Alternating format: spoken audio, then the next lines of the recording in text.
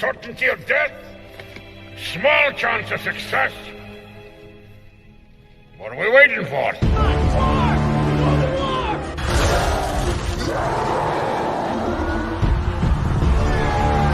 Fellas, I feel this is my lucky day.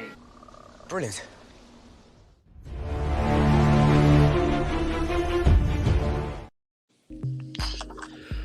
Hey, and welcome to another episode of Rankum.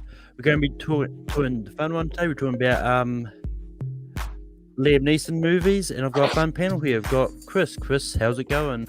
Doing good. Here to talk about really appreciate. He in a lot of great movies. Some not good ones, but he also in a bunch of films that I love. I'm Lee Neeson, and he had a very particular set of skill that we had to be careful about. Also, we've got Jonathan Peck. Jonathan, how's it going? I'm doing good, Malcolm. And today I just got myself a very nice shave and haircut along with it. And I'm very intrigued to talk about very Liam Neeson movies. I have seen a bunch of few, more than others at least expected. So I'm very much excited to express some my appreciation for Mr. Liam Neeson along with it. So, and that's all I can say about that. So. And saving the best person for last, we've got Matt Kearns. It's been a while since he's been here, but Matt, how's it going? I'm doing well. Excited to talk Liam Neeson movies. He's one of my favorite actors, and he's one of those actors that, like, you think you've seen a lot of Liam Neeson movies, and then you check his IMDb, and he's one of these, like, Tom Hanks, to where it's like every year he does like 4 or 5 movies and he's been acting since like the 80s. So so it should be interesting list. Should be a fun list to try to come up with. Oh yeah, there's definitely been there's, like I saw there's like and especially of late, a lot of the movies are basically the same movie, but we'll get into that when we get to them. There will be one other person joining us in a bit. He's just running a little bit late, but he'll be here as soon as he can. But Chris, what is the first movie you're going to bring up? We cannot start a Liam Neeson movie without talking about probably my favorite performance from him. Along with many people just made a Schindler's List. This is a film that I didn't see until like high school time, and it hit me hard on watching it for the first time. It's a film that featured Liam Neeson at his back, so that he is a very good dramatic actor. His last line, I could think more when he hit home in the end, but you also got like Ray Fine gave a great performance from Ben Haley at the top for many other people. And from that, kept you long, the red coat and one of the most visually image that sit in your head.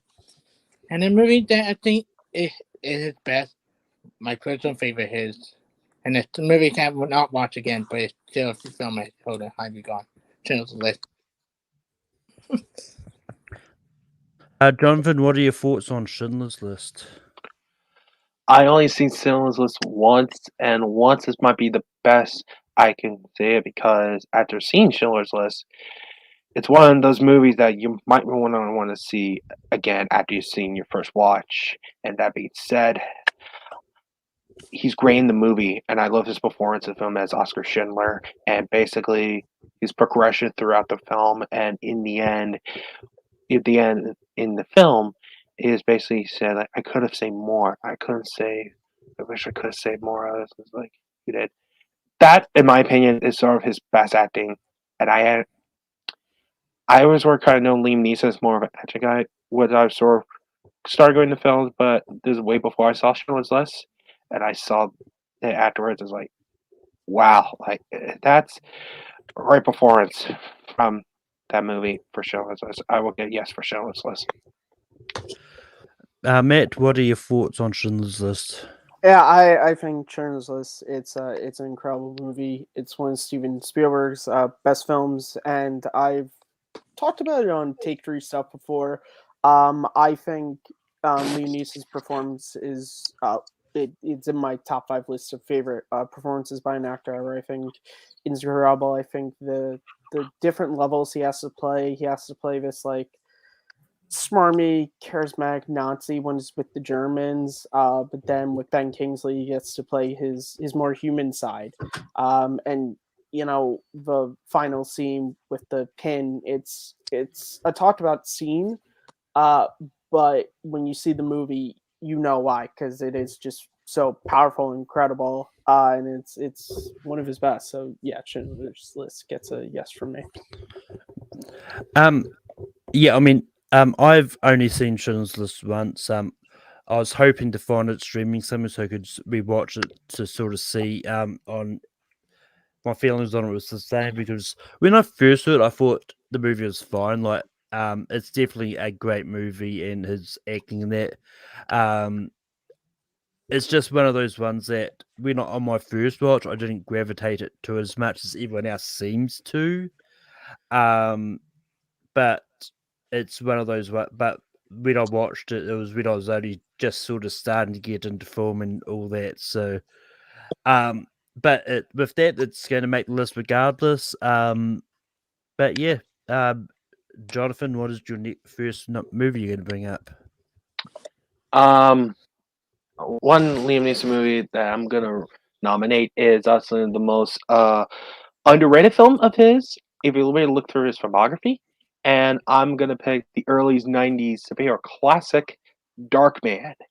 And Darkman is a batshit insane movie, and I love every minute of it. He plays the character well, and basically after he presumed dead along with it, he basically created a sort of a fake mask to it and basically fake bodies along with it. And I love the movie, his performance in the film though, and some of it was going to do with Sam Raimi's direction, but he could play the role so much along with it. And to pull under the makeup and basically playing the vulnerability of this character what he has with Frances McDormand. And one of my best scenes in the movie from Darkman is basically the ball when he was trying to persuade to play for the pink elephant and basically look his facial expressions along with it and just twist the guy's fingers along with it and basically everybody screams around it and just shove the guy over. It's like, take the pink fucking elephant. So basically I love his performance every minute. So I would nominate Darkman. Matt, what do you say about Darkman? Unfortunately, I haven't seen Darkman. It's a movie I've heard a lot about, but I'm not going to be able to vote on it since I haven't seen it. I also haven't seen Darkman. So, Chris, what are your thoughts on Darkman? I also haven't seen Darkman. I hear about it. Really, just haven't had the time to watch it. Oh man, Unfortunately, I shared too early. I shared too early. Yeah, unfortunately, Darkman doesn't make this list. Matt, what was your first nomination? He's gonna hit us for that. He's gonna hit us for that. My first nomination is going to be I believe it's 1980. I could be wrong. Could be 81. But the King Arthur legend film Excalibur. This is Liam Neeson's first movie. He plays Arthur's nephew. I always mispronounce his name. Gawain. And it's a really great performance, particularly when you know it's his first. Obviously, he does a lot in the latter half of the movie. He has a relationship with Morgana Le Fay, who's the villain of the movie. He has a battle with Lancelot. And he's really good at it. And you kind of see Liam Neeson, even as a young actor, like he plays with a lot. There's a lot of like pride in his character, and the film itself is one of the greatest fantasy films. It's, in my opinion, the best Arthurian legend movie. So Excalibur is my first nomination. Yeah, I haven't seen it, but it was one of those ones, like, out of the ones I could watch, this was one of them. I just looked at the ones that I could watch, was like, oh yeah, this one probably won't come up. I won't watch it. So yeah, I made a mistake on my part. Chris, what are your thoughts on Excalibur? I hate to say it about haven't seen it. I've seen a lot of King Arthur movies, especially from around then. I didn't never go around to watching Excalibur. There's a lot about it, just not sure why I never watched it before. But I think probably be a better King Arthur movie than half the stuff I think. It probably is. And Jonathan, what are your thoughts on Excalibur? Put me on that list too. So I hadn't seen it. I'm so sorry about that.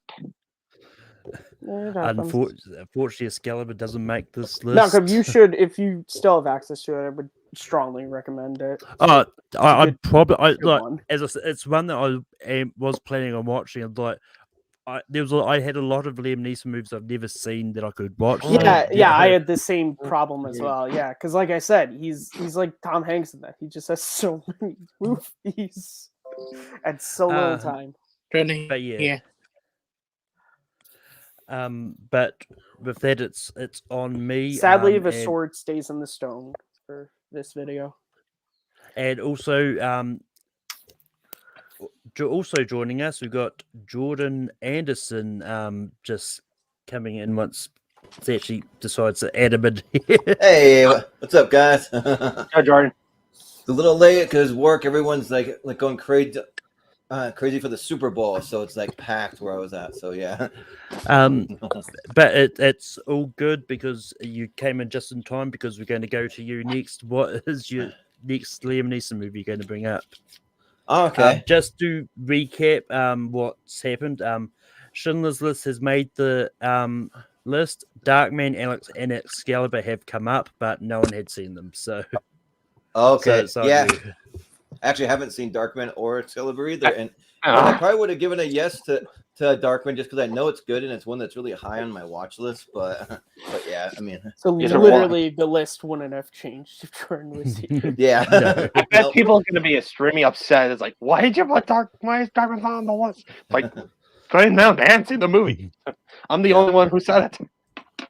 Yep. Welcome to Rank. Well, it happens. Well, for me, probably the first Liam Neeson movie I want to bring up is one that I'm not sure how it's going to go with the rest of the panel, but I want to bring up Star Wars Episode 1, The Phantom Menace. So Qui-Gon Jinn's one of my favorite characters that Liam Neeson's ever played, and I think that despite like what some people might think of the rest of the movie, I think that his character is great, and he really adds a lot of things to the movies. I wish that his character could have stuck around a little longer. He kind of met an untimely death, but yeah, I think that I really like the movie, especially the Darth Maul scene. I mean, Liam Neeson is a big part of that. So yeah, I'm gonna vote for Star Wars Episode 1, The Phantom Menace. Yeah, so Star Wars Episode 1, The Phantom Menace is on the table. Judging by my name, I think you know where I'm going to go with this. But yeah, I think Star Wars Episode 1, The Phantom Menace is a good movie. Like, and this is one of those ones where we have this debate a lot of the time when we do actors' filmographies on rankings. Like, are we voting on the movie or the performance? But as I say to everyone, whatever way you want to go, it's up to you. And this is one of those ones that I think this belongs on the top 12 Liam Neeson movie list because I think Liam Neeson is great as Qui-Gon Jinn, and this and the movie itself isn't that bad. It gets attacked a lot, but it's definitely better than some other Star Wars movies that have come out. But none of them are going to come up. But especially in this list episode, anyway. Yeah, because cameos aren't allowed. Or else I'm not letting cameos on. Chris, what are your thoughts on The Phantom Menace? Maybe I'd be one person this time. I had to say no. And much like Qui-Gon Jinn, it just we talk about the film in consideration. I think Phantom Menace is one of the worst Star Wars movies for me. I think take out Duel Fate, take out the lightsaber fight. It's a boring movie about political stuff, and it's just like we watch it get worse and worse for me. That's why I really had to say no to this. Like, Star Wars fans, it's one of my least favorite movies to watch. What, you think it's worse than the animated Clone Wars movie? Right. Nothing's worse than that as far as Star Wars goes. But Jonathan, what are your thoughts on Star Wars Episode 1, The Phantom Menace? Honestly, even though I was not going to say that Phantom Menace is the best Star Wars film. I'll be more honest with that. However, I'll give it a yes, just because of Liam Neeson's performance.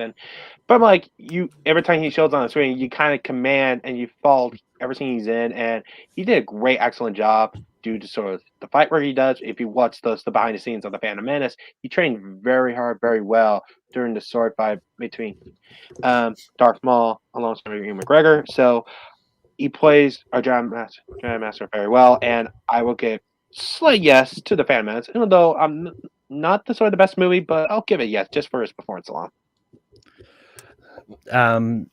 But for that, it is going to make this list. Matt, what would you have said about Star Wars Episode 1, The Phantom Menace? Nothing. You know what I was gonna say. Obviously, yes. It's my favorite prequel.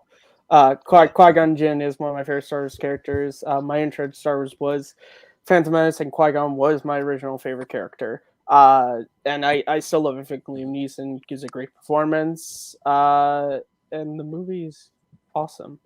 So yeah, it should be on this list. Yeah, I think you got to kind of compare it to like Liam Neeson's overall filmography. It may not be an overall great Star Wars movie that people generally love, but as far as Liam Neeson's filmography goes, it's kind of like more at the top, I would think. So I mean, he also Yeah, likes I the agree on that. character. Debate. He also likes the character. That's why he came back and did the voice in Clone Yeah. Wars a couple of Yeah, times. I wouldn't be surprised if you see a cameo from him in some form in Obi-Wan. I Yeah. am Yeah. hoping he says Yeah. he didn't get contacted, maybe- but I'm hoping he's lying and Qui-Gon He's a liar. pops up in it. Yeah, sort of. Yeah, maybe I hope we Voice get an Actor Andrew will- Garfield situation with that one. Yeah.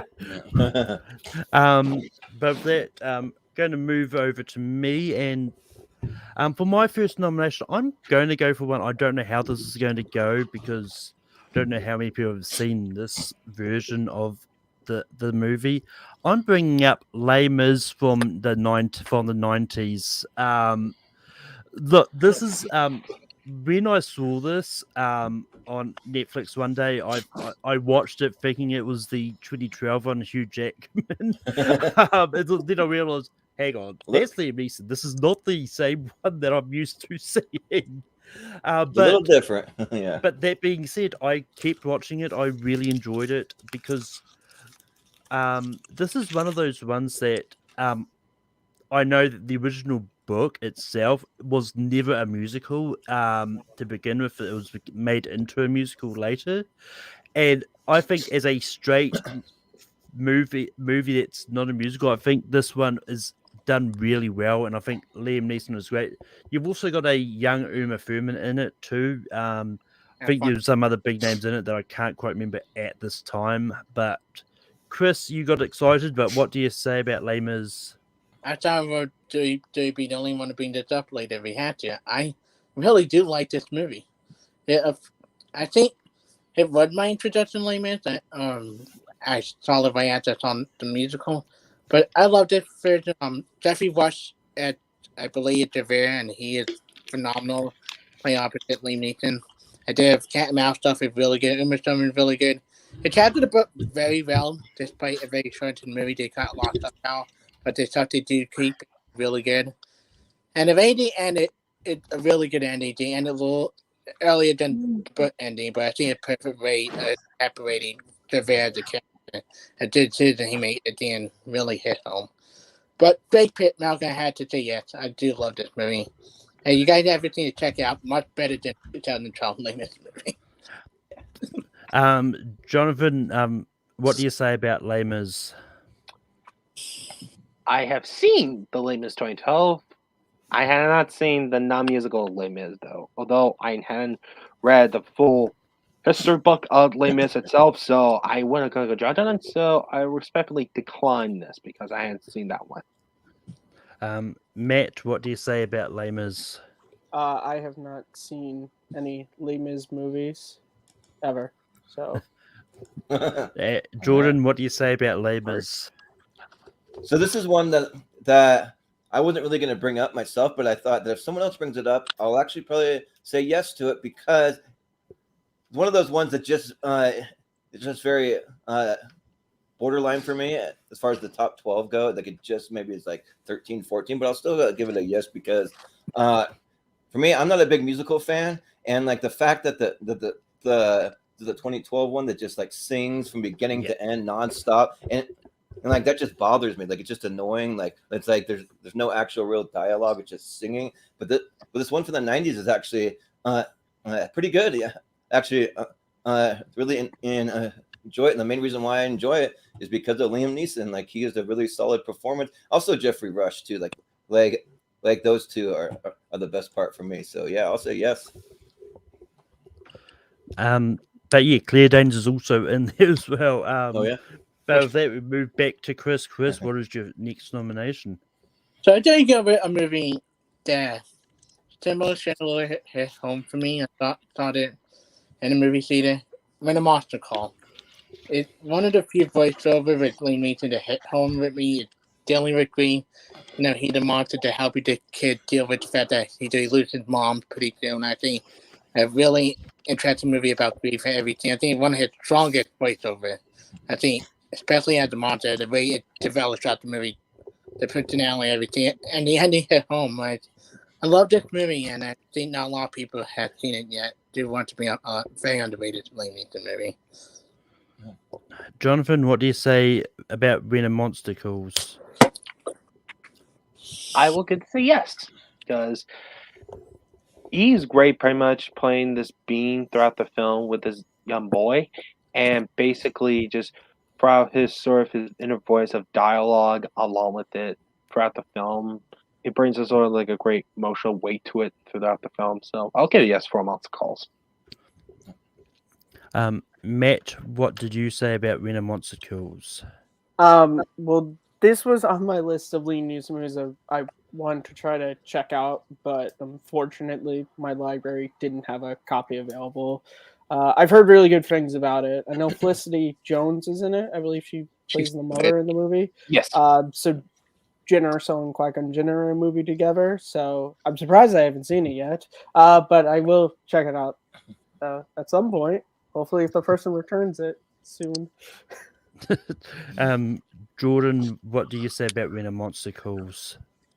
So I've never seen When a Monster Calls. I don't really even know anything about it. It's just one of those movies that just never been on my radar, so I haven't seen it, so I can't really say one way or the other. So yeah, unfortunately, I've also never seen this. This is one that I tried to find somewhere to watch, but I couldn't. But Not that the last voiceover we bring out Liam Neeson, but I'm one of his best. But with that, we're going to move over to Jonathan. What is your next nomination? Okay, maybe I hope I kind of revenge on my Darkman absence. So I'm going to put the second one off my list in hope it might fill the void.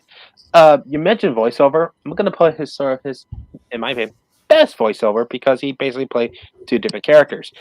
I'm going to pick his role as good cop, bad cop in the Lego movie.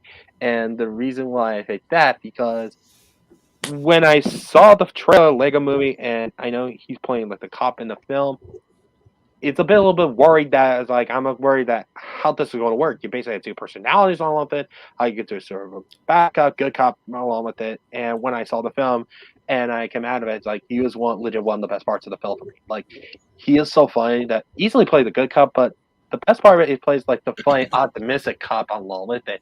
It's like, "Hey, buddy, how would you get on the shirt?" And I always assumed that there was a different voice. Yeah.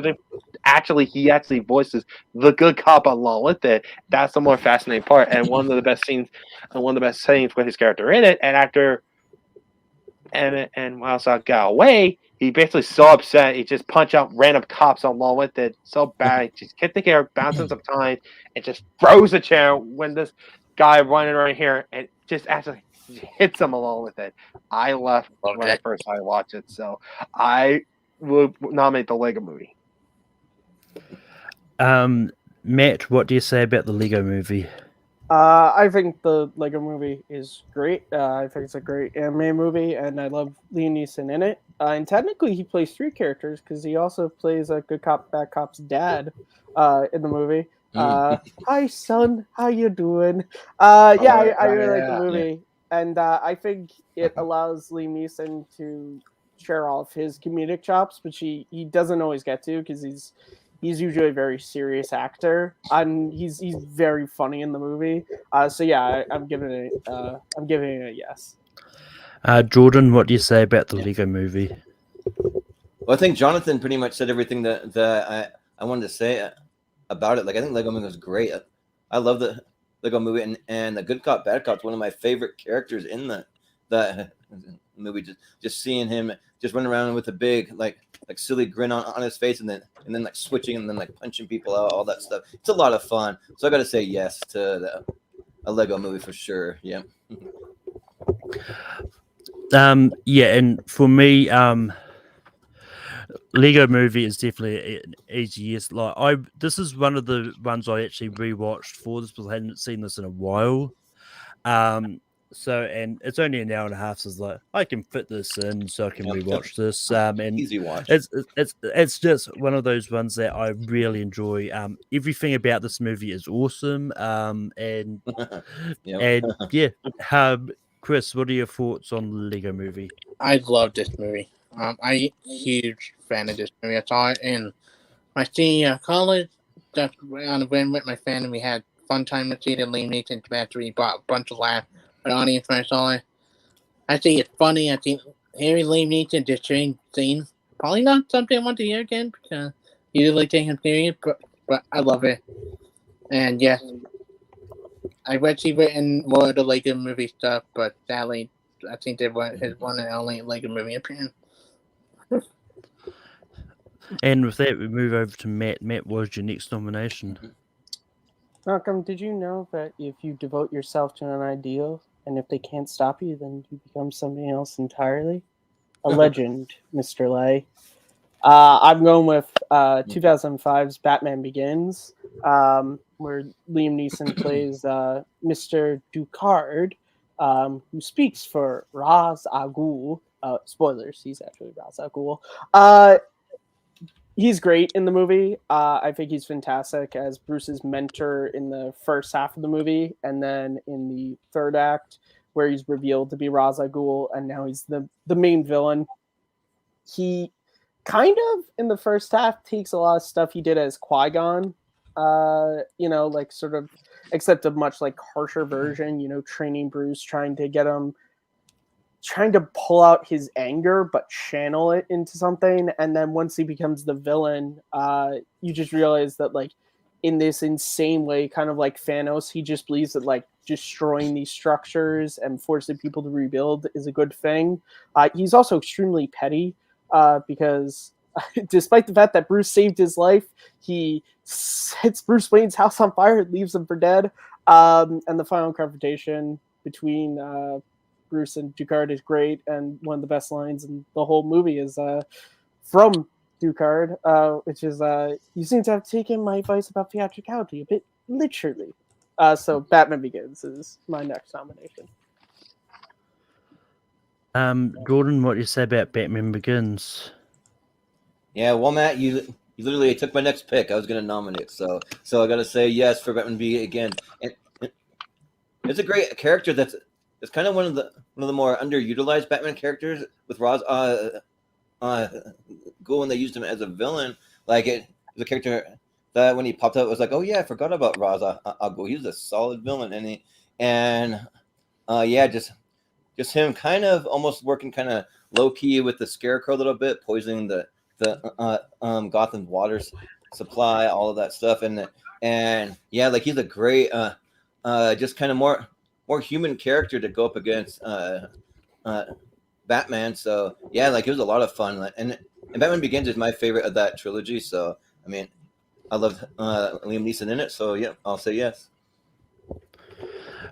Yeah, going through his filmography, goes to like how many sort of famous roles he took on from adapted works. Because I mean, there's like as we've already talked about, like there was Les Mis, there was Star Wars, Schindler's List, and now Ra's al Ghul and Batman.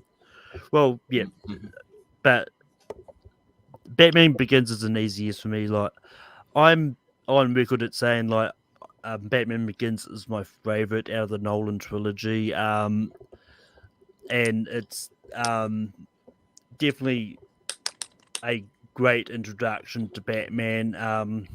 My opinions might change when this new one comes out in just a few weeks. But for now, Batman Begins is one of the perfect introductions to Batman, and yeah, it's an easy yes for me. Chris, what do you say about Batman Begins? On my list, I do love this movie. I think I kind of wish they did kill him off. If I had loved to see him more in the other Batman movies, especially in Dark Knight Rises. But I thought he was really good at Ra's al Ghul. I thought he was sympathetic, showing a little sense of honest humor. I mean, it was just a great character. And the movie overall it could go up every time I rewatch for me. Every time we watch Batman begin, and I love Christian Bale. I love everybody. I love everybody except for Katie Holmes. But yeah, I do love this movie. So yes. And Jonathan, what do you say about Batman Begins? Pretty much everybody say yes, so I will say yes, so we can move on to the next one. Pretty much everything all you guys just said, so. Jordan, what is your next nomination? So next one I want to go for is I wanted to pick one of his movies from the Chronicles of Narnia series, and I'm actually more of a bigger fan of the Chronicles of Narnia, Prince Caspian. So that's the one I want to nominate because I like that one much better. I grew up reading all the books. That was the first book series I ever read. I think I was like 6 or 7 years old when I first read them, and they're like the first series I ever really fell in love with reading. And yeah, for me, like I just think that he's great in it, just like everything about it, and really like his role. You get kind of choose like any of the 3 movies as far as his role goes. He's great in all of them. Pretty much does the same thing. The voice of Aslan, the lion. But for me, I just like Prince Caspian the best out of all of them. That's my personal favorite. So I'm going to nominate the Chronicles of Narnia, Prince Caspian. But yeah, I mean, I do enjoy Prince Caspian. Like Prince Caspian is a good movie, and while I may be slightly biased considering the at least the first 2 Narnia movies was filmed in New Zealand. I knew you were gonna say something. Yeah. To that effect.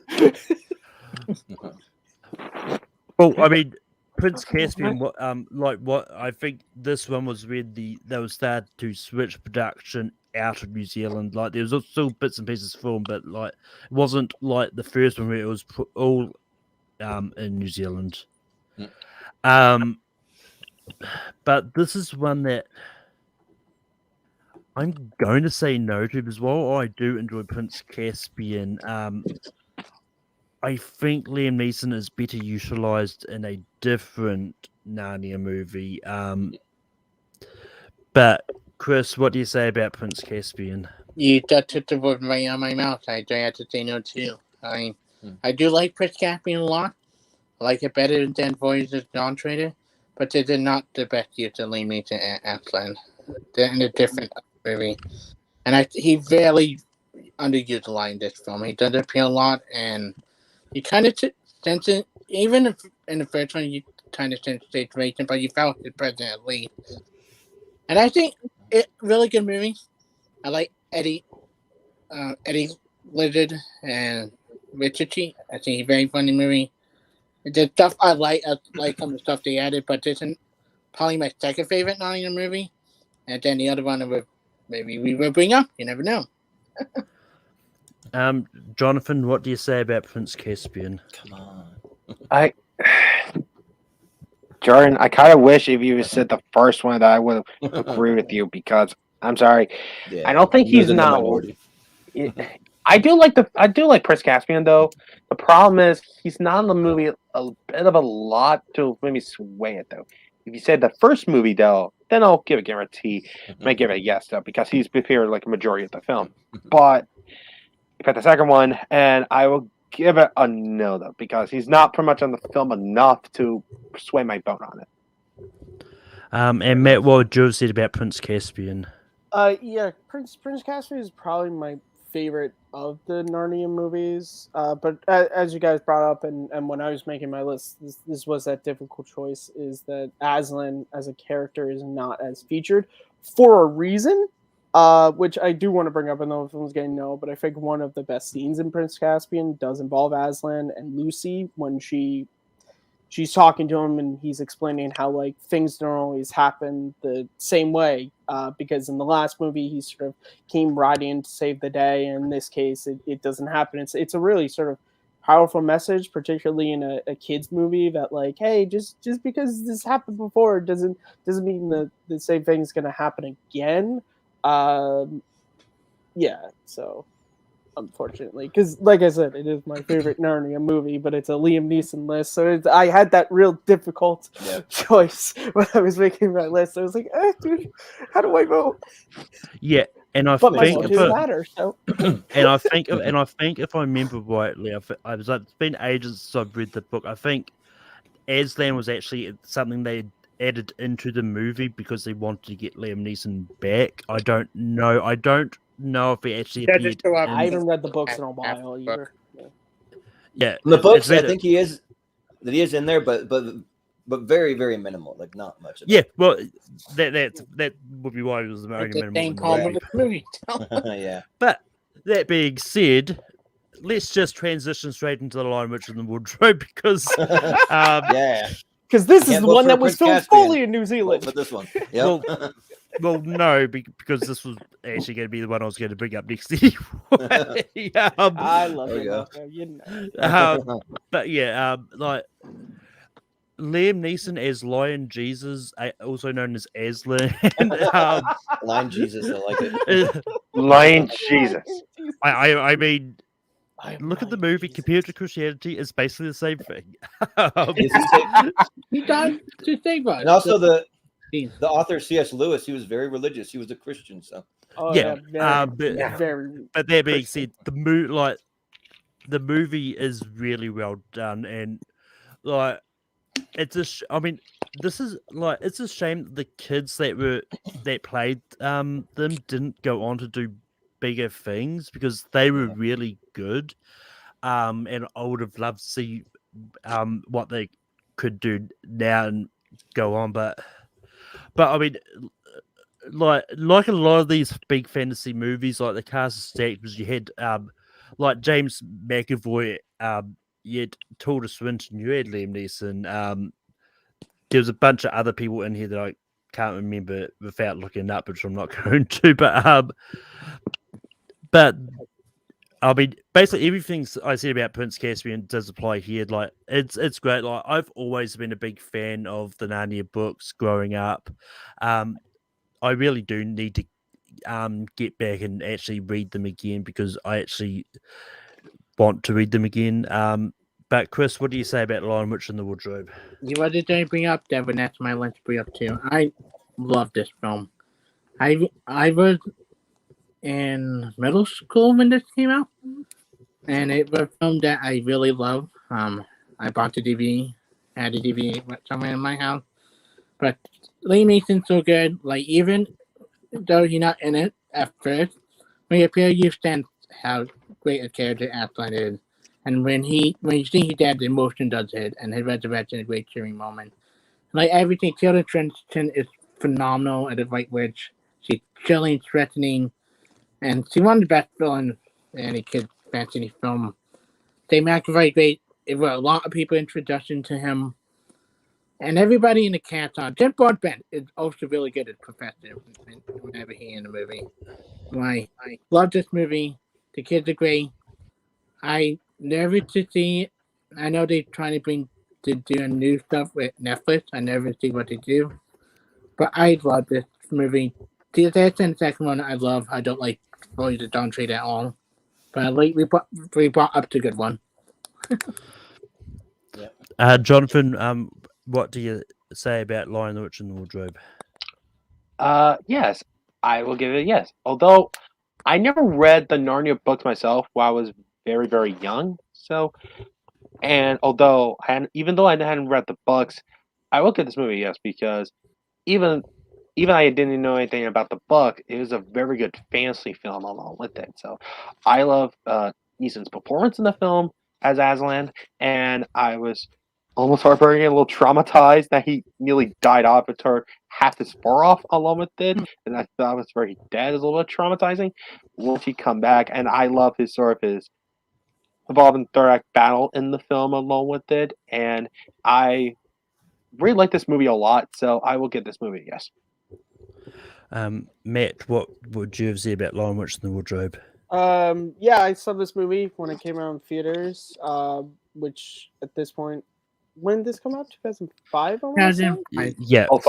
So it's almost 20 years, and I still have not forgiven Edwin for trading Aslan's life for Turkish delights. Still, and not over that at all. I've never had Turkish delight, but I don't think they're worth space. Space Jesus. I'm thinking of Qui-Gon Jinn. I'm sorry, Lion Jesus. Lion Jesus. Lion Jesus. No, but wait a minute. I didn't mean to call you off, but now I just come up with something. Do you think Mufasa was originally supposed to be Lion Jesus or just Aslan? That just popped that up. Yeah, right. But yeah, the movie is fantastic. You guys talked about it. It's a great fantasy movie. A great introduction to fantasy for kids. And I agree, Malcolm. I'm really surprised that none of those kids really, after Prince Caspian, really went on to do much of anything, because they were all really solid in the movie, and the movie does really revolve around the sons of Adam, daughters. I've seen like Lucy and Susan and some other stuff, but the other two I have not seen. I mean, like they've probably been in other things, but they haven't really blown up as big stars. That's kind of what I was getting at. Yeah, it's not like Lord of the Rings where those actors all Yeah. like blew up and went and like did other things beyond Lord of the Rings. Felt like the only actor from that franchise I know of that got a little bit bigger, better things was the guy who played Caspian, Ben Barnes, who was on Yeah, like Ben Barnes. Westworld Yep. and Punisher and other things. Well, James McAvoy as well. Oh, and and that, yeah. Pretty much the only ones I can think of the top He of was my already head. kind of a little well known, yeah. Yeah. Yeah. But yeah, Jordan, what are your feelings on Lion Witch in the Wardrobe? Well, if we can't have Prince Caspian, this is the next best thing. So, I mean, I'll vote for it. Sure, yeah. Let's give it a yes. Yeah. Because the Lion Witch in the Wardrobe, it's great. And Liam Neeson's performance, it just really, really solid. In the movie a lot more, so that kind of makes more of a case for it. And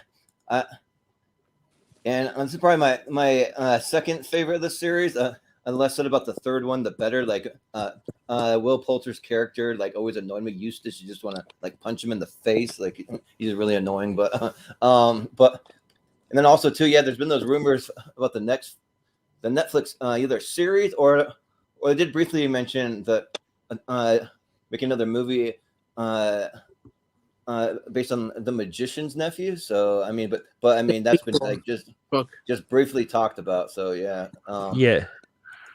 But despite all of that, yeah, like I think that the first two movies are great. So I'm gonna say yes for The Lion Witch in the Wardrobe.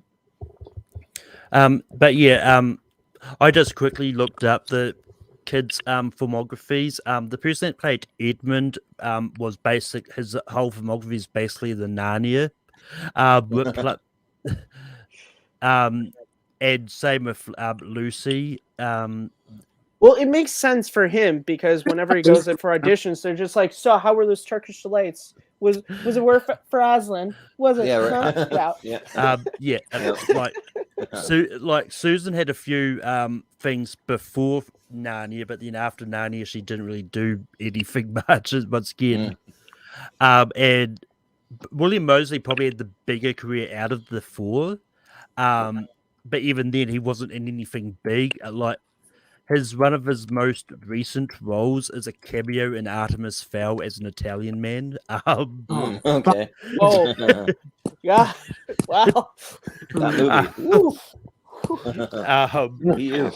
Another Climbing fantasy the series. ladder there. Which doesn't have Liam Neeson in anyway. So Yep. moving on. Even better if it did. Chris, Would it have- what is your next movie going to bring up?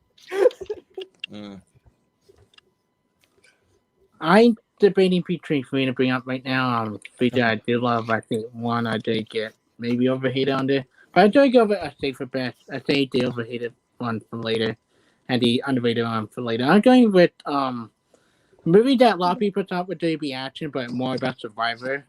But also a great dramatic look, especially dealing with grief a little bit. I think a great survival movie that I like a lot of survival movie. You do care about everybody in this situation. You do great enough time making you care about them, the conversation they have. That when they're going to get wolf, you really trying to get out of their line. I think and it kind of a nuanced performance Lee Neeson. He's dealing with his wife having like haunting flashback her a lot of time. and you're rooting for them so much. Their film, I think not a lot of people with jobs thinking they'd be acting, leaning into virtual role. But it turned into a nice little personal movie around a survival tale. So I had to bring up the Gray here. I own that DVD, a movie that I love, and I do enjoy watching it. And I do like the ending, and the post-credit thing does imply he's still alive. The people think it's a bullshit ending.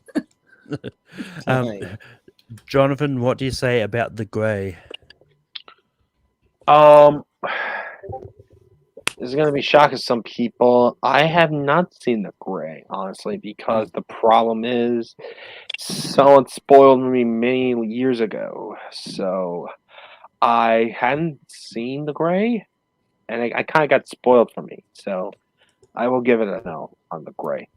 Just because of Matt, what are your thoughts on The Grey? Yeah, so like a lot of people, I got sold on the marketing of this movie because I was sold on Liam Neeson fighting wolves, and I was like, "That's cool." And then I saw the movie, and I got a really good drama with Liam Neeson, and then that ending scene. Still going to give the movie yes. But whoever was marketing this movie, I hate you because you didn't properly market this movie to And me. sadly, nobody stayed around for the post credit just to see the end result of that whole. Yeah. Also, Jordan, Malcolm, all I'm thinking about is Community, to where Troy and Abed keep downloading Jeff's review of The Grey on Netflix. Yeah. Good stuff. Jordan, what are your thoughts on The Grey? Yeah, The Grey's good. Like I really like it. I mean, it does kind of fall victim to kind of some like bad marketing where the trailers looked really, really awesome, and then what we actually got was still good, but it was just a little different than what the trailers kind of portrayed. And yeah, the ending too is kind of I don't know what to think about it. It's kind of divisive, but yeah, I had a lot of fun with it, and I just think that compared to a lot of other Liam Neeson movies that he's done, this is one of the more solid ones, and so I think that I would give it a yes. It'd probably be a little lower on my list, but I mean, I'll give it a yes. Yeah. I'm glad it didn't come down to me to be the side because I haven't seen it. Oh, okay. Okay, then. It's worth it if you ever get a chance to. It's still good. But Yeah, yeah, just it's don't watch one the of those trailer movies and that just was take the actually movie as what available it to me to is. watch. Yeah. I just didn't have the time to watch them. And we all The problem is for me though, I got spoiled based on that. That's the problem with it. Yeah. Oh, Yeah, I just got spoiled. Yeah, but I hate even if it's spoiled, like the fact that the film made you care about everybody, trying to survive, I think is the specialty for the film. And shout out Frank Grillo and Dermot Mulroney. They were a fun kind of like There's another film I companions, bet you know? you probably next Yeah. time it come to me that I think a lot of people should watch that comes from every stuff. But yes, Stephen in the comments loved the ending. He didn't like the post credit scene. Malcolm, as I always I say, never taste of I've never seen the rejection post credit means scene. Yeah. So I need It's pretty maybe I much should avoid it. yeah. But that being said, Jonathan, we move over to you. Okay then. I have one or two in mind that I want to bring up. Depends how the rest of you guys actually seen it. I'm torn between two because one, not in the movie that much, but his impact did feel on the film. I know what you're thinking. How about this? Even though I might get a no on this, but I want to put this out there because I believe the first couple minutes in the film he's in is sort of more impactful when he sort of steps away. Even though it might be a brief part of the film, but I'm actually going to put his role in Gangs of New York as Pete's Valiant. Not reason the one. why Yeah. not the one. Aha. And I know he's not allowed in the film all that much, but you do feel his impact when he was quote out of the picture in the film, and you sort of his son do sort of avenge for him along with it. And I love his opening battle talk with Bill the Butcher by Daniel Day-Lewis. So I kind of wish maybe could have if the film sort of focused around that here. I think people would be more regarded, but I'm actually going to put this out there to see what happens. So I'm actually going to put his role in Peace Valley from Gangs of New York. Matt, what do you say about Gangs of New York? I unfortunately haven't seen Gangs of New York. And honestly, I didn't even know he was in it when I was trying to look up Liam Neeson's movies that I had seen. I guess because, like you said, he's not like a major role in the film. That could be why. So yeah, sorry. Jordan, what do you say about Gangs of New York? Well, I think that Liam Neeson was a very underutilized character, like a character that was almost kind of wasted in the movie. Because it would have been freaking awesome to see him as the leader of one of the gangs, just kind of one of the rival gangs. That would have been a lot of fun to see. But a slight spoiler alert: he's not in it for like most of the movie, and you can probably imagine why he's not there. But Yeah. So yeah, but I still think that it's really, really good for the little bit that he's in. And it wasn't a movie I was going to bring up, but it's one of those other ones I have a couple marked down that I'm not going to bring up. But if somebody else does, I will say yes to it. So this is one of those. So I'm gonna say yes to Gangs of New York. Yeah, me and Jordan thinking the same one then. Yeah. I mean, I think I know the other one that's probably being referenced. Because if it is, I watched it for the first time for this. So, but anyway, I like Gangs of New York. But am gonna say no to it. It's one of those ones that I also forgot he was in it until I looked up his filmography and just like. So I mean, yeah. Chris, what do you say about Gangs of New York? It's all down to you, Chris. To me or is it on the list? Malcolm, is it down to me? It is down to you. This is hard. I do like the movie a lot. I love Daniel Day-Lewis in this film a lot. I like Liam Neeson. We have like 8, 9, 10, 5 spot left, I believe. Yeah. I might have to say no. I think Cameron Diaz's performance alone almost tarnished how good this movie is, and it kind of like the Phantom Menace with me after seeing the movie as a whole and not just the individual part. I do like Gangs of New York. If we brought it up earlier, I probably would have said yeah, but I had to say no. That's based on how many spots we had left. No, Matt, what is the next movie you're going to bring up? The next movie I'm bringing up is Mistletoe, where Liam Neeson he plays a truck driver who has to get a new. I only get that reference.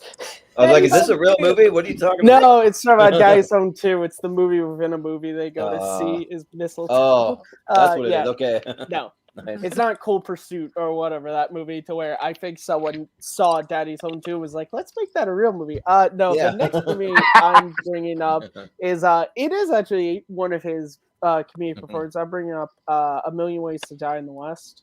I really enjoy this movie. I think it's really funny. I think Liam Neeson again. He doesn't always get to show off his comedic chops, and he's funny in here. He gets to play the villain.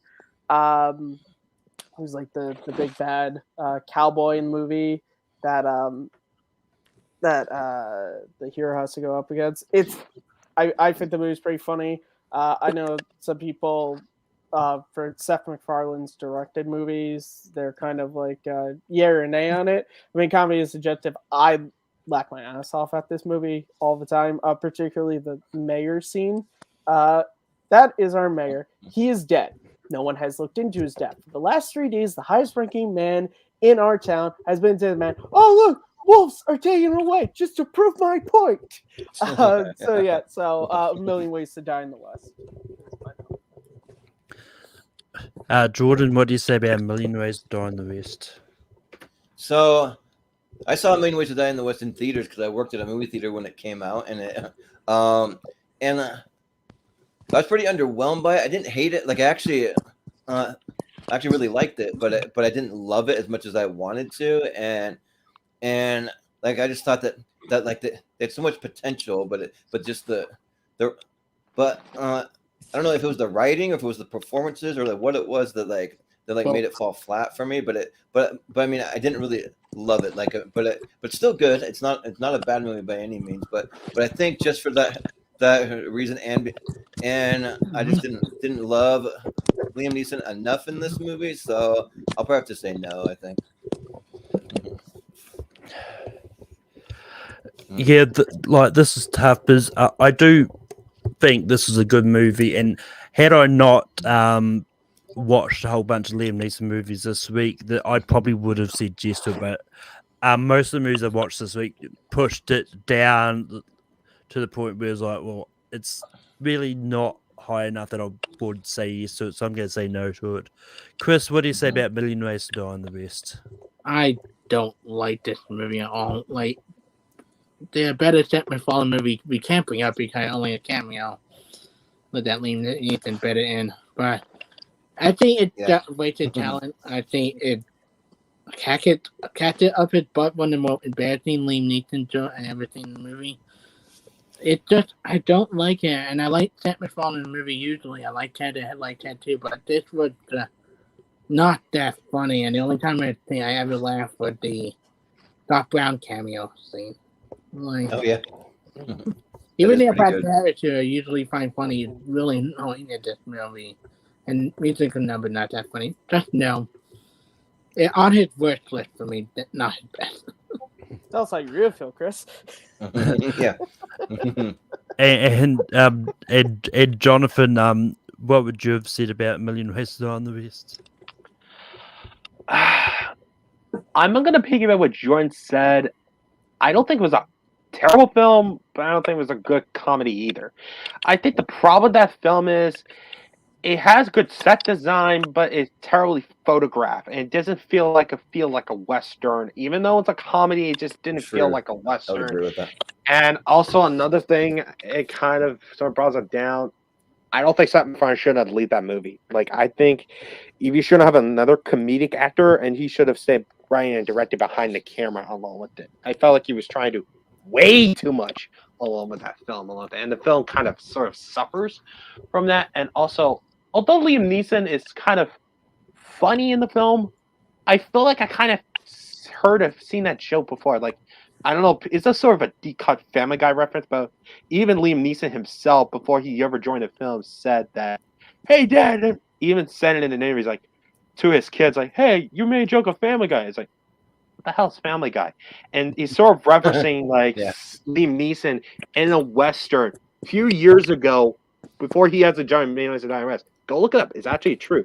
Do it. Mm-hmm. And I felt like it sort of extended that joke into a future film. Although he's funny in the film, but not the best part of the film. I felt like the only jokes I actually laugh at the film all that much was the Doc Brown cameo and the Django part at the end, though. That's the parts I actually laughed. Also, Sarah Silverman also the only funny things in this film. Yeah, and also the movie's a bit too long for my liking, so I will give it a no for Million Ways to Die in the West.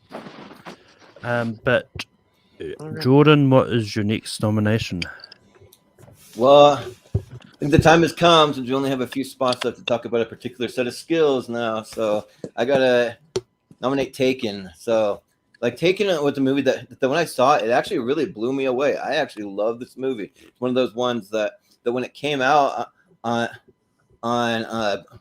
DVD, I went out and I bought it like right away because I wanted to rewatch the movie. And it's a movie that's a little hard to watch at times because you have, I don't know if they're like Russians or Middle Eastern or something like that. They're like taking these girls into sex trafficking, and you see some pretty hard scenes that are like where they're being roughed up and abused and that kind of thing. And then, I mean, of course, like the title pretty much explains the movie. Like, his daughter gets taken, and I think that his daughter Maggie Grace does a really great job. I was already a fan of hers from Lost, so I mean, yeah. So, yeah, and then even his wife, Famke Janssen, she's a little better maybe in the sequel, but I mean she's good, and yeah, just seeing him just like kick ass with all these the guys that he's going up against to try and save his daughter. It's a lot of fun, and seeing all the ways that he uses his CIA training that he has. You know, like like Brian Mills. He's one of the better Liam Neeson characters. I feel like that's one of the first movies that everyone thinks of when you think of Liam Neeson too. Like everyone goes like right to Taken. So I mean, yeah. So I definitely had an impact on a lot of people. So I'm gonna nominate Taken. I rewatched this for this because I realized I hadn't actually seen the two sequels to this. So I watched the whole trilogy. It's so bad for you.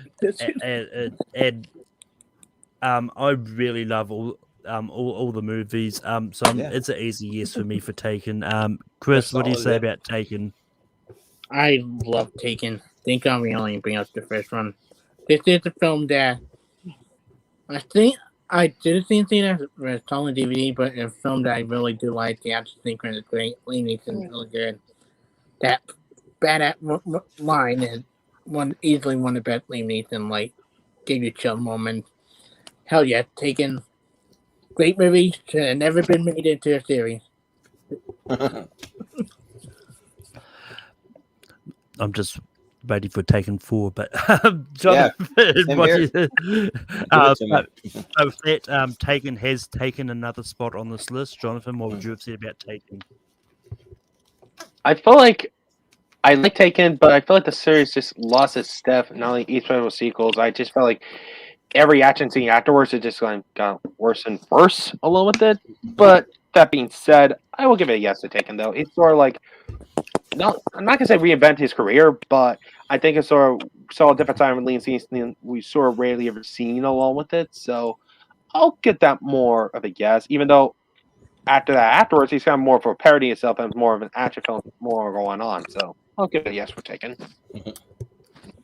Matt, what would you have said about Taken? Yeah, I would say yes. I think it's a really good movie. And yeah, it did sort of it did sort of like reignite a new part of his career, which is interesting because I think he was like 50 or something when he did this.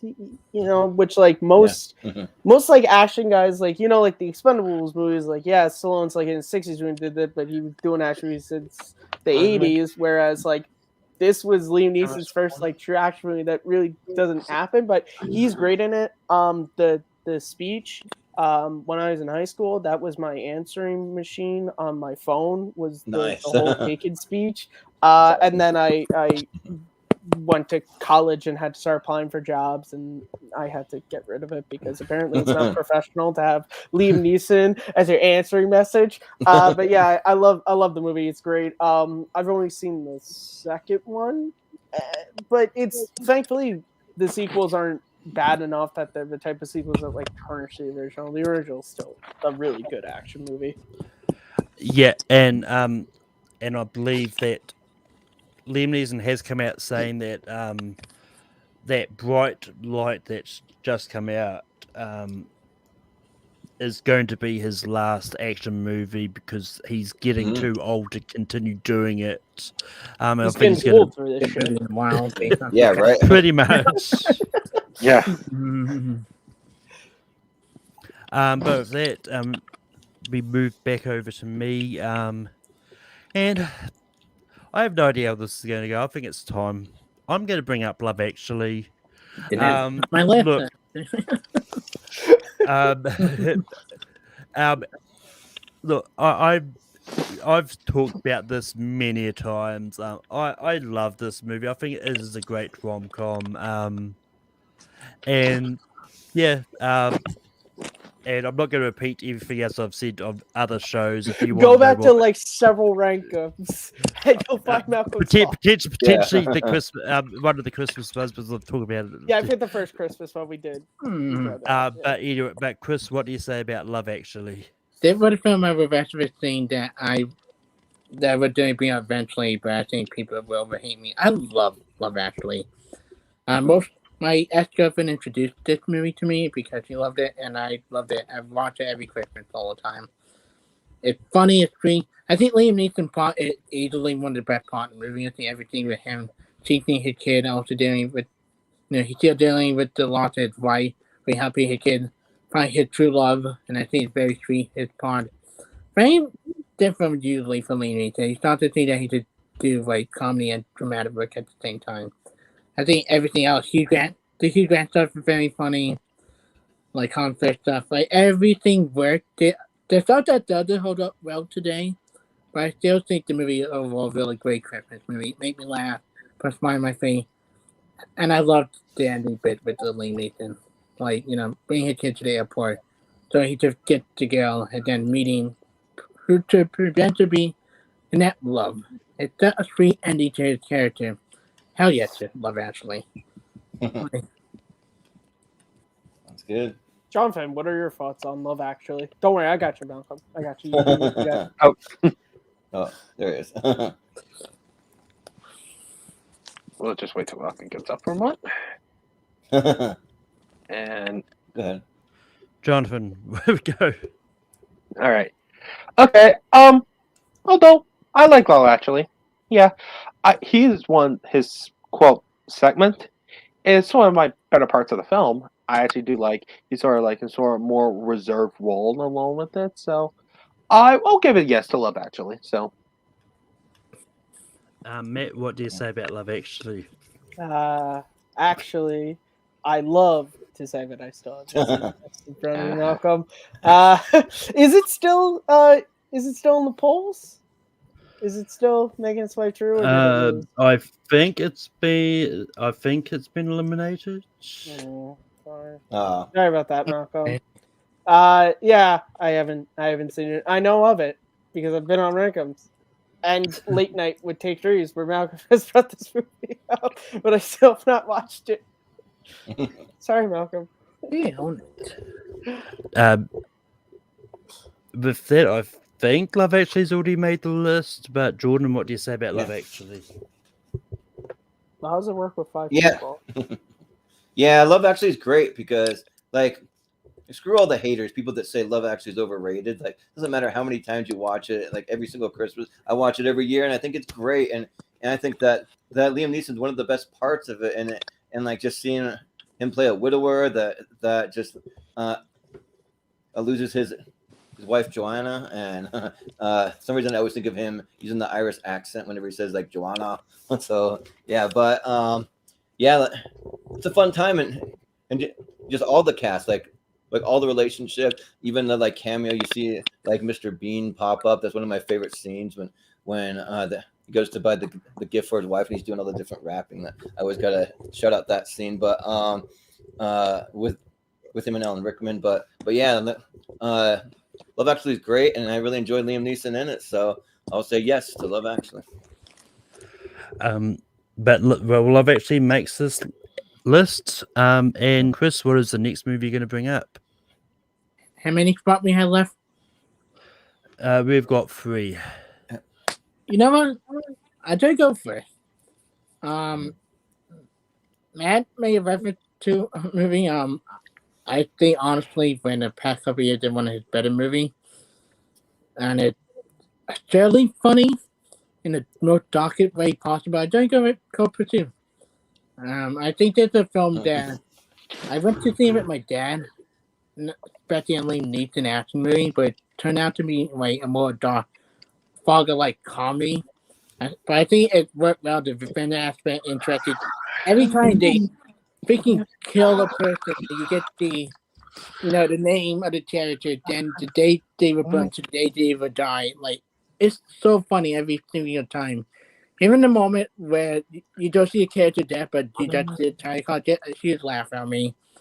I think a good action movie. I think it's one of the better Liam Neeson one the past couple of years.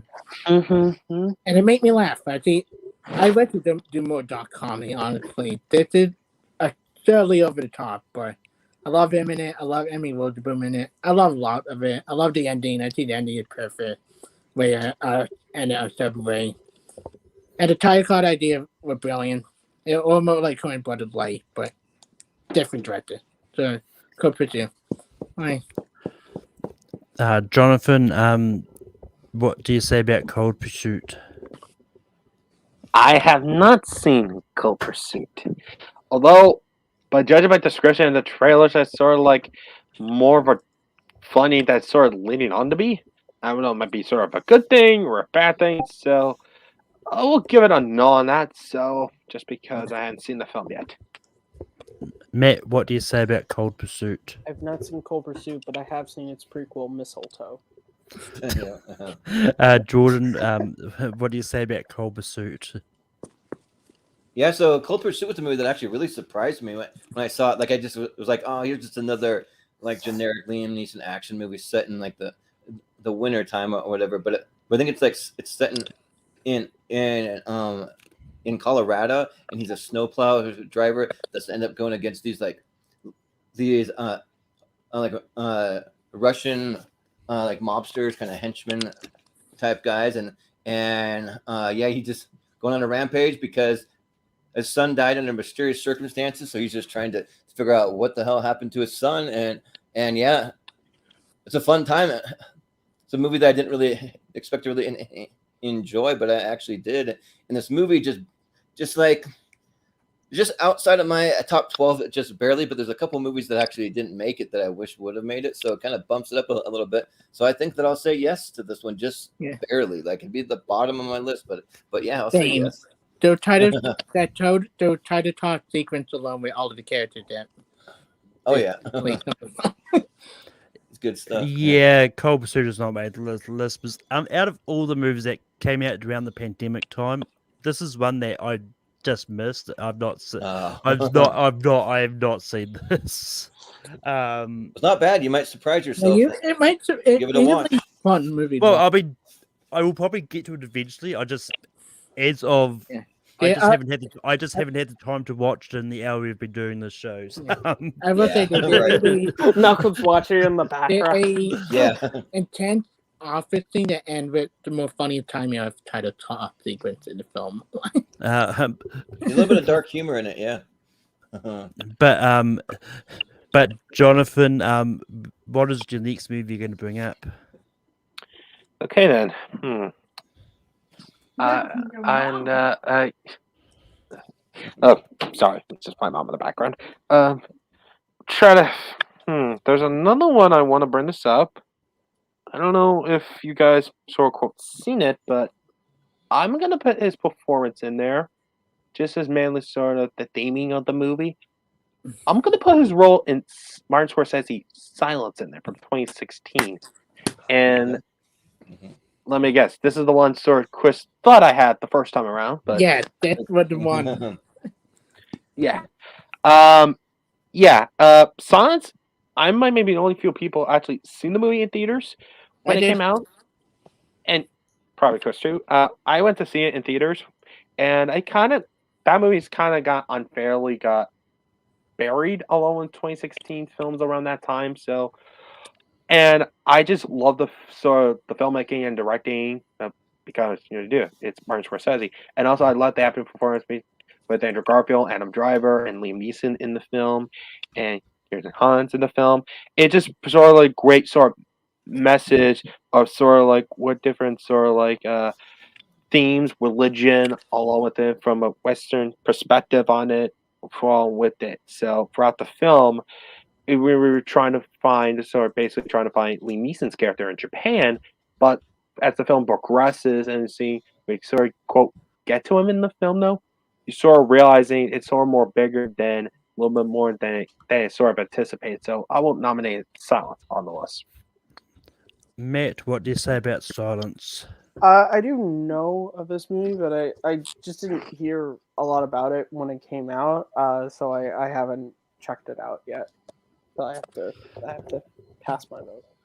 Jordan, what do you say about Silence?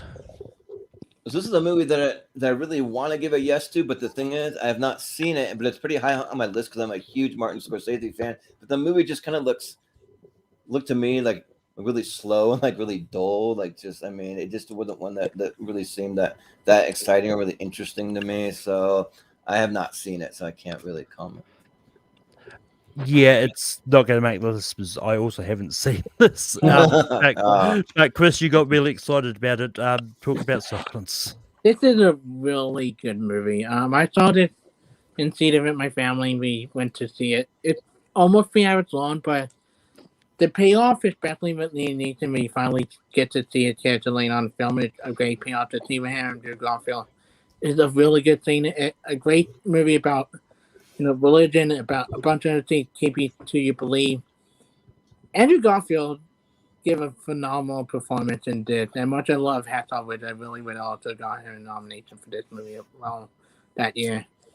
And Anna Driver, great. The favorite character is very sad, but everything in the film is really good. Easily, I think one of the most underappreciated Monsters for Safety movies that not a lot of people talk about. It's what it got yet for me. I happy Elite we brought it up at least. The movie is actually 3 Matt. hours and 1 minute long, so it's actually technically over 3 hours by 1 minute. It's no Irishman type of long, but yeah. Yeah. No right. Irishman, no Godfather long. But Matt, what is your next movie you're going to bring up? The next movie I'm bringing up is A Walk Among the Tombstones. I really love this movie. It has like fight scenes in it, but it's not an action movie. It's more of a thriller, and I think it's great. Liam Neeson plays a detective going up against like these drug traders, and it's really the whole ending in the graveyard where the movie pretty much gets its name from is spectacular. Liam Neeson throughout the movie. It's one of those movies that's like hard to talk about because it's just like such like a, I don't know, it makes you feel uncomfortable in a really good way because like what he's going up against and how he has to go about it. But yeah, Walk Among the Tombstones. Yeah. Jordan, what do you say about A Walk Among the Tombstones?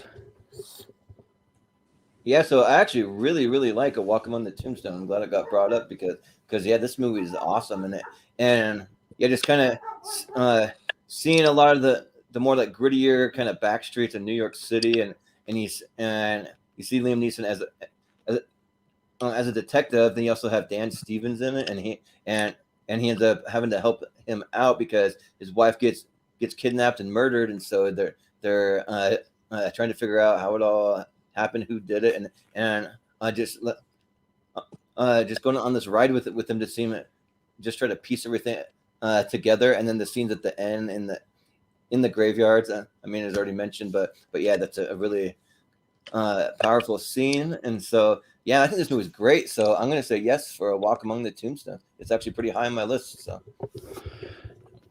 Yeah, Walking Among the Tombstones is a really relaxing way to spend your time. Yeah, Not in this movie, it's not. yeah, right. On this one where you're like gripping the edge of your seat. But that being said, I watched this movie for the first time last night, and this is actually a pretty good movie. This is one that I wasn't sure on how I was going to fall on it. Like when it started, I thought, oh, yeah, it's going to be one of those movies I'm just going to not like, and people are going to be mad at me when I say I don't like it. But yeah, it's a great movie. So it's a yes for me. Chris, what would you have said about Walk Among the Tombstones? The year it came out, this and one other Liam Neeson movie were really good from that. Yeah, I do like this movie a lot. I saw it in DVD, but very easily I love it. The two creepy villain twins are very creepy. It's great. I forget what the day trying about it, but they're great. Great movie, great intensity, really good Liam Neeson movie. Happy renaming good Liam Neeson action movie from this decade, not some bad one. So yeah, yes for me. Like I want to stop like getting to good one and not one out good movie. We keep saying no to everything. And Jonathan, what would you have said about Walk Among the Tombstones? I have seen parts of Walk Among the Tombstones, but the parts I did saw, I actually do like, but I hadn't finished the film yet to fully appreciate the film though. But what limited films we have left. So I'll give it a 10-minute yes for Walk on the Tombstones. But with that, Jordan, we go to you next. What is your next nomination? Well, I feel like we're like starting to like scrape the bottom of the barrel where we're like trying to find those like generic Liam Neeson movies that like he put out that are also similar, but I mean there's some good ones kind of floating around in there. So I'm gonna nominate a movie. I don't know how everyone's gonna go with this one, but I'm gonna nominate the movie Unknown. So this is a movie that I really like Liam Neeson. He just plays this guy that I think's maybe on like a business trip in Berlin and in Germany, and then he wakes up one day and he lost his memory. He has no idea what's going on, and then he thinks that he's one guy, and then he goes back to his family. His family doesn't recognize him. No one knows who he is, and then all of a sudden he has these assassins after him trying to kill him, and he has to go on the run, and he's trying to figure out what happened to him. And there's a pretty cool twist that's near the end. I won't spoil it for anyone who hasn't seen it, but it's a fun ride. So it's one of the better ones from his kind of action movies that all seem so similar. But I really liked Unknown, so I'll nominate Unknown. I'm just gonna be quick. I haven't seen this. This is another one that I just hadn't had time to watch. Yeah, Chris, what do you say about Unknown? We're down to two spots. I do have to say no because I think I'm on the okay Liam Neeson crazy idea movie, but not fun of stuff he does with upstairs stuff that's nowhere near my top. I did one movie I want to get on this list. I forgot he went in, so I had to say no to this. Right. Jonathan, what do you say about Unknown? I will give it a no because I hadn't seen the film yet, so we'll skip on that. And Matt, what do you say about Unknown? When it was first brought up, I thought I hadn't seen it, but as you were describing the plot, I have seen it. Except it was called Total Recall, and it was starring Arnold Schwarzenegger. Yeah. But no, I haven't seen Unknown. Literally, I just watched Total Recall the other day, and I was like, that's the plot of Total Recall, except it's on Earth and not Mars. Yeah, like I said, I'm kind of scraping the bottom of the barrel here, so we got to try to find these good ones. No, we still have one or two movies we haven't brought up. I think I found one. I think I found one. All right. Yeah, I mean, there's a few good ones here. Yeah, I was gonna say, I don't think we're as directed DVD movies yet. Yeah, right. There's two movies that I haven't left. But that being said, I don't know if this is one of the good ones people were referencing, but this is one that I watched for the first time and really enjoyed. But Wait, but Malcolm, yeah, before you did A Walk Among the Tombstones make the list or not? Just for my own, just for voting, so I know how many spots we have left. Oh, okay. I just had I wrote it on my bit of paper. I just hadn't put it in the chat. Oh, okay. All right. Just want to make sure. But yeah, I just wanted to. But for my movie is, and I'm just going to preface this by giving a little spiel. In 1972, a crack commando unit was sent to prison by a military court for a crime they didn't commit. These men probably escaped from a maximum security stockade to the Los Angeles Underground. Today, still wanted by the government, they survive as soldiers of fortune. If you have a problem, if no one else can help and you can find them, maybe you can hire the A-Team. This is... Yeah, there you go.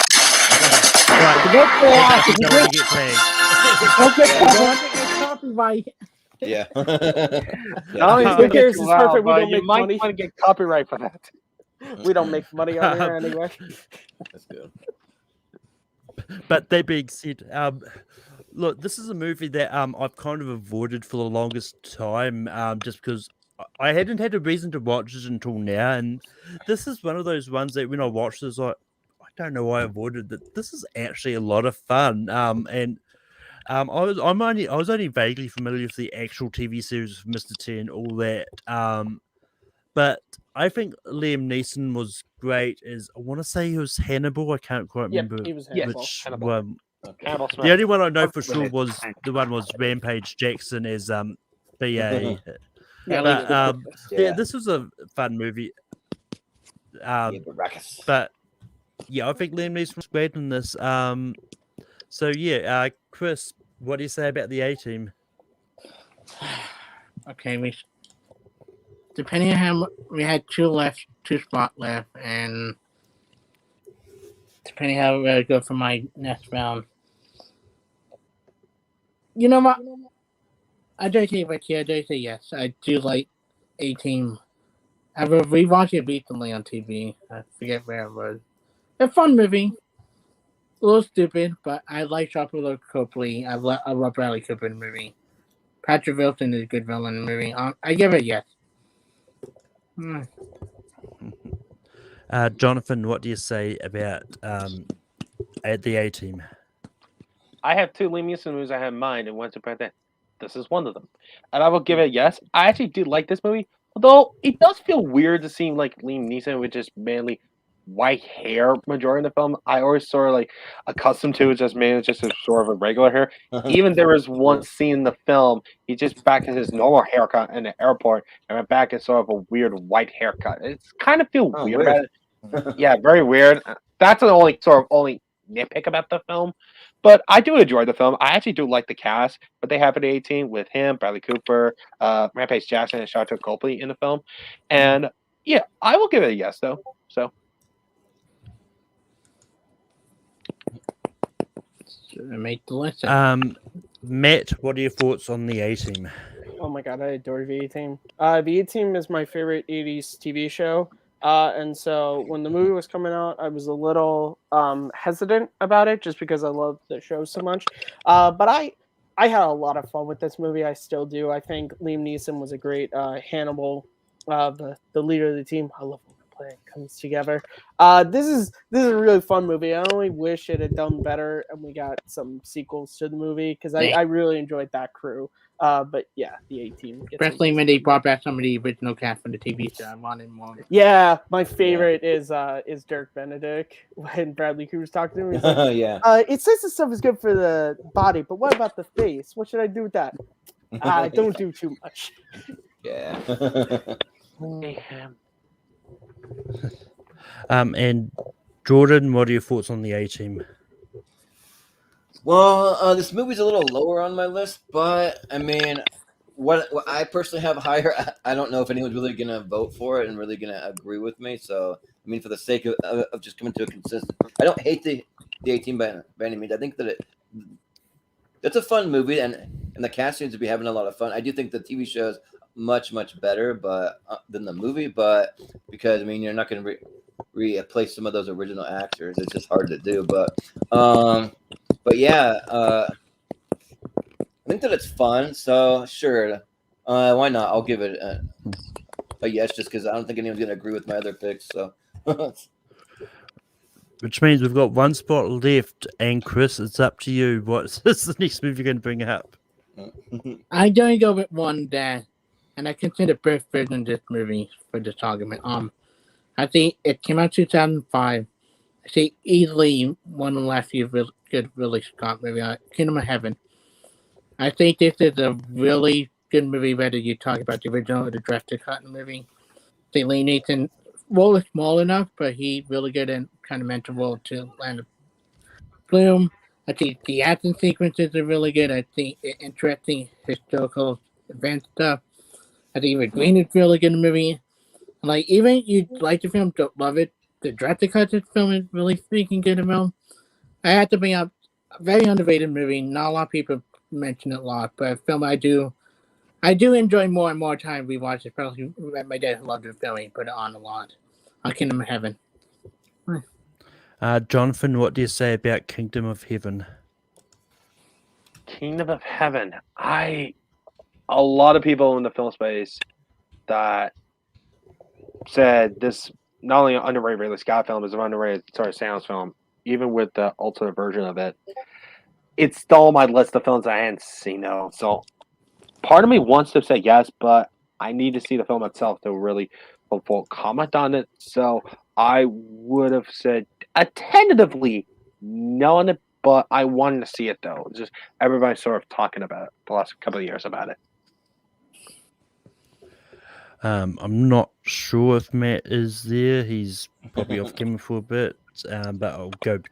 But Jordan, what do you say about Kingdom of Heaven? I've never seen Kingdom of Heaven. It's just one that like just doesn't really ever interest me to really see it. Probably the only way I'm going to watch it is if I have to prep for some kind of show, and maybe I'll give it a watch then. But yeah, I haven't seen it, so. A good movie. I really recommend you do watch it. The director cut is the best version of the film. All right. Yeah, I mean, I finally got around to watching it the other day. I know my good friend Jay Burns has been going on about Kingdom of Heaven director's cut for ages. The version I watched was not the director's cut. It's whatever version is on Disney Plus for me. And I'm pretty sure it's a shortened, just theatrical version. It's fine. I'm going to say no because there's another movie I really want on this, and I hope it gets back round to me.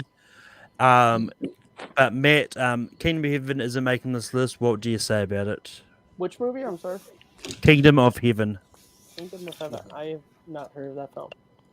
It really got with Orlando Bloom and a bunch of other people in it. Yeah. But with that, Jonathan, we go to you for your next nomination. I'm gonna put a very under the radar film. It came out like 2018, and he has him in it. Actually, a segment in the film. I'm gonna put The Ballad of Buster Scruggs. It's the Coen Brothers directed Western film, and one of the anthology segments of the film is called Meal Ticket. Neeson's in the film is sort of this traveler along with it by this young man, Harrison, who is basically no arms, no legs. He's played the guy who played Dearly Dudley throughout the Harry Potter series. And it was actually people's argued some of the best segments of the film though.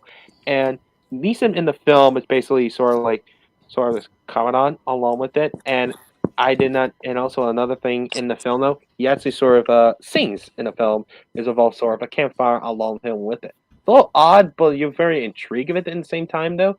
So I'm actually gonna put the film The Ballad of Buster Scruggs.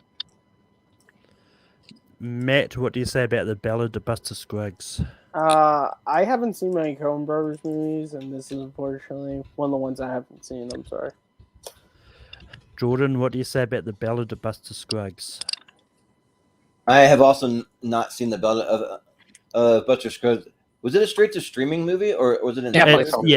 It was a Netflix one. So yeah. Okay, it was a Netflix one. Yeah, I just haven't gone around to seeing it. This is one that I really want to check out though because like the Coen Brothers are kind of hit and miss. There's some movies that I absolutely love from the Coen Brothers, and some that are just like, like not so much.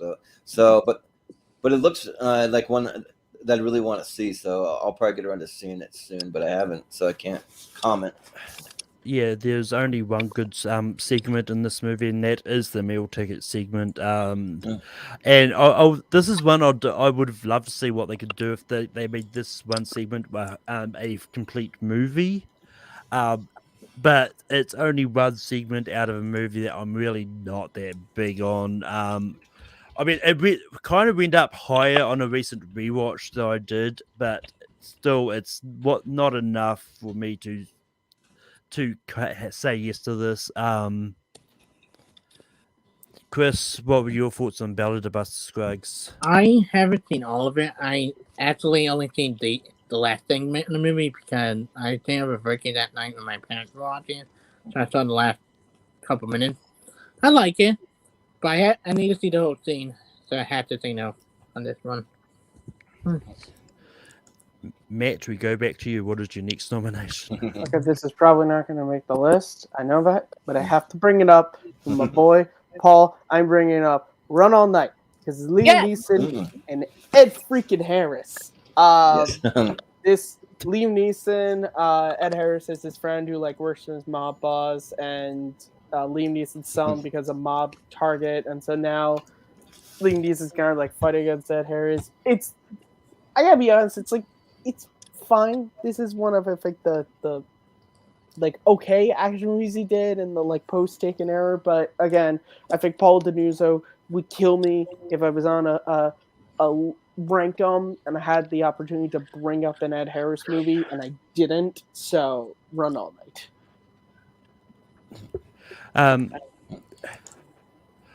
I think I can't remember. I think this might have made the Ed Harris list that we did. But I'll have to go back and find that letterbox list to check it out.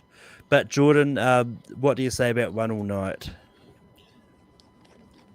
Well, Matt, I think you might be pleasantly surprised because I saw Chris kind of get excited about it, and I love this movie. I'm going to say yes to it. I think that this movie is great, and just seeing Liam Neeson and his son, played by Joel Kinnaman, just kind of on as the title says, he's just on the run all night long on a crazy one night movie, and having Ed Harris is a pretty great villain in the movie, and then you even see Common pop up. You even see a little bit of Nick Nolte for a minute. So yeah, it's a fun movie, and yeah, I think that if we have one spot left, I mean, for me, this is the one that I was going to bring up anyway. So yeah, I'm going to vote yes. So yeah, I haven't seen this. I mean, I didn't watch it for the Ed Harris one, obviously, and I had it still. Yeah, I'm haven't got trying around to watching find this. on Letterboxd right now, trying to see if it made that list. It's one that eventually I will hits another actor that they'll come up again on. Ed Harris. But Chris, unfortunately, I can't say yes or no to this. Chris, what are your thoughts on One All Night? Have it made the list? It hasn't made the list.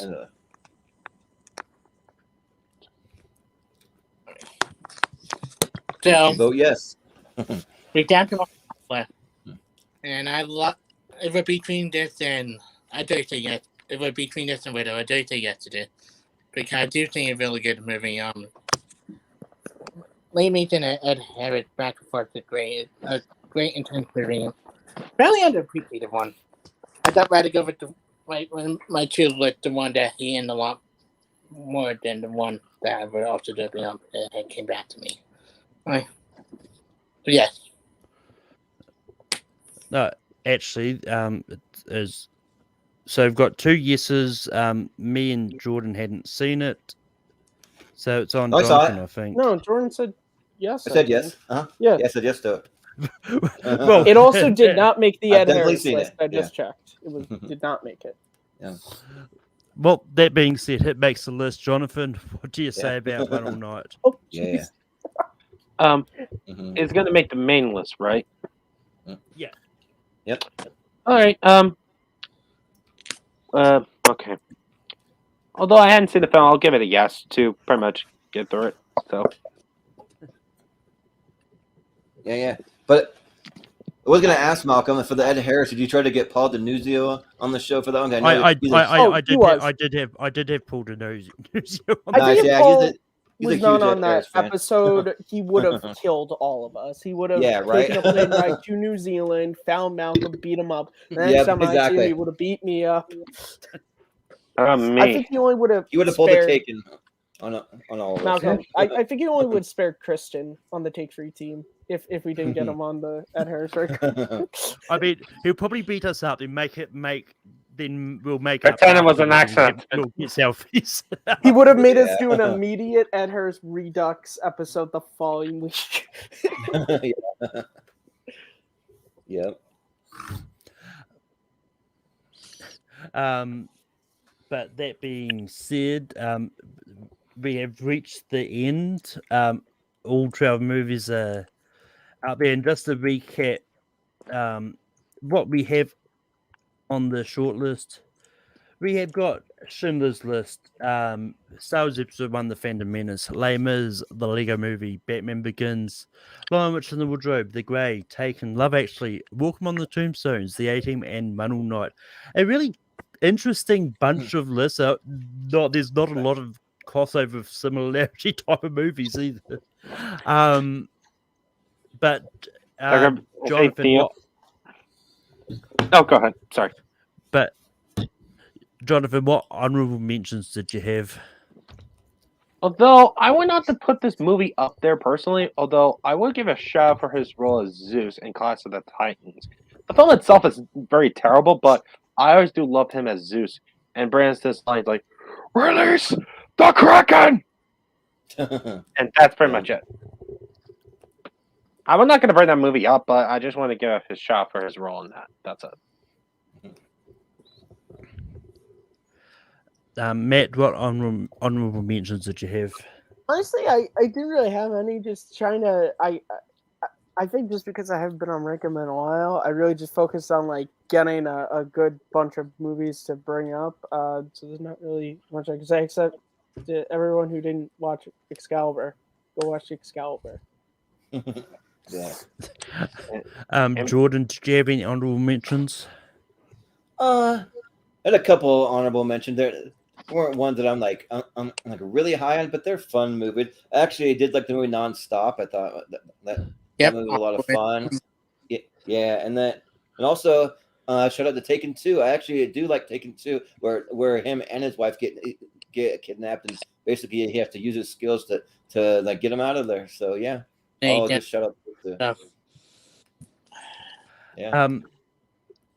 But yeah, for me, some of my own mentions I had Kinsey, where he plays a sex therapist. Is a really solid movie. Leap of Faith, where he plays a sheriff trying to stop Steve Martin from conning people out of their money. Is such a fun comedy. You've got Deborah Messing and all that in there.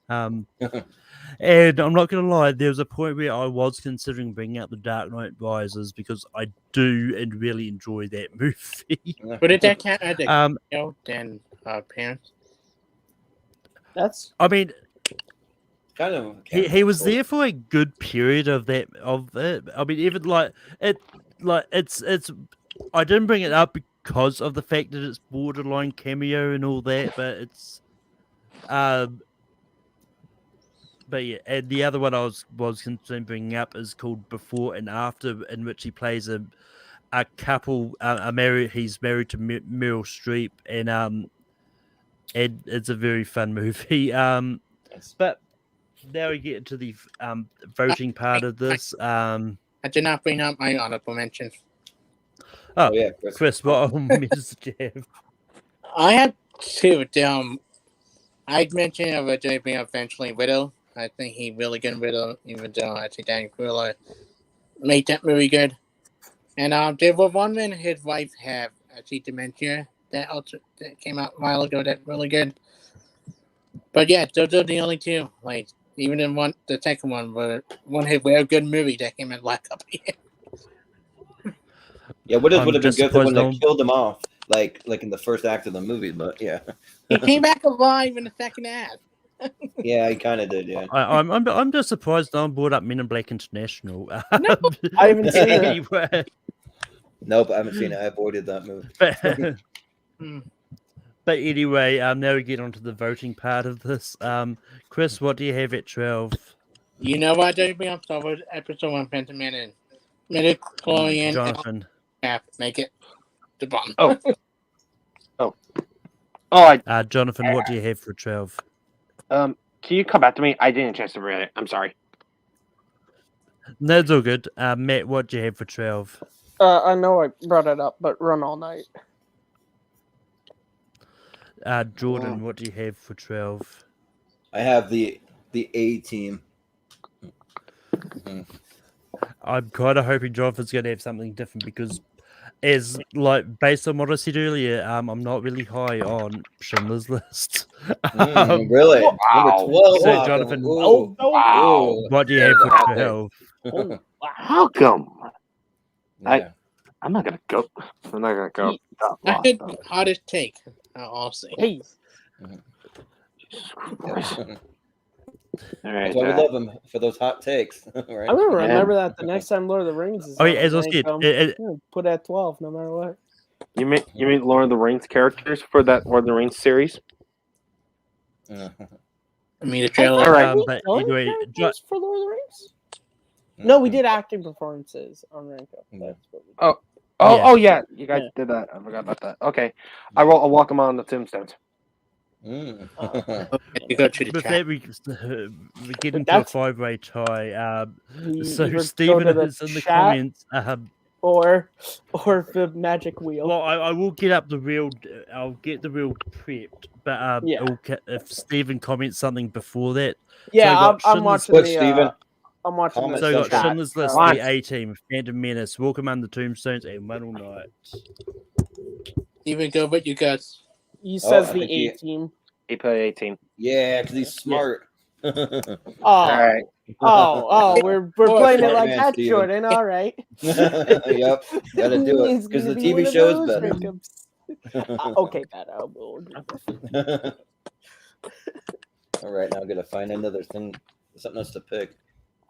Yeah, that's always the worst thing about Rankum is Yeah. when your pick gets picked and you're like, Yeah, you're like, oh shoot, choose what do I something pick? else. Let's see. Right now, come you and me, we just Huh. never change our boards unless we have to. Yeah. We're very similar on that. Which, wait a second, I just realized what I just said right there. Yeah. It'd be the Suicide Squad all over again. All right. Next one. Yep. Jonathan, what do you have for 11? All right. Les Mis. Matt, what do you have for 11? Run all night. Jordan. I probably spelled it horribly wrong. I don't know, but Les Mis. Yeah. I'm sticking with Schindler's List, Chris. We putting Jar Jar higher than Les Mis. Let me remind you. Yes.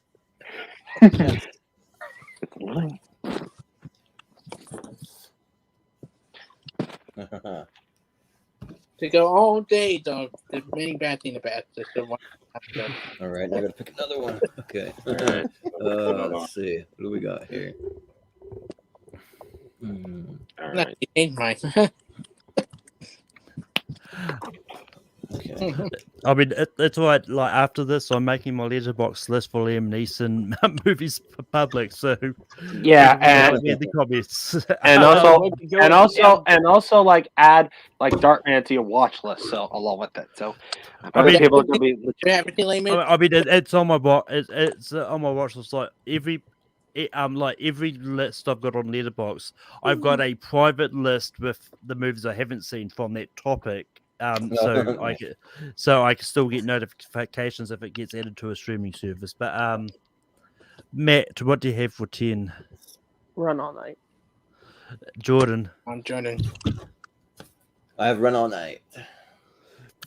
you know what I've got, Chris. Yeah.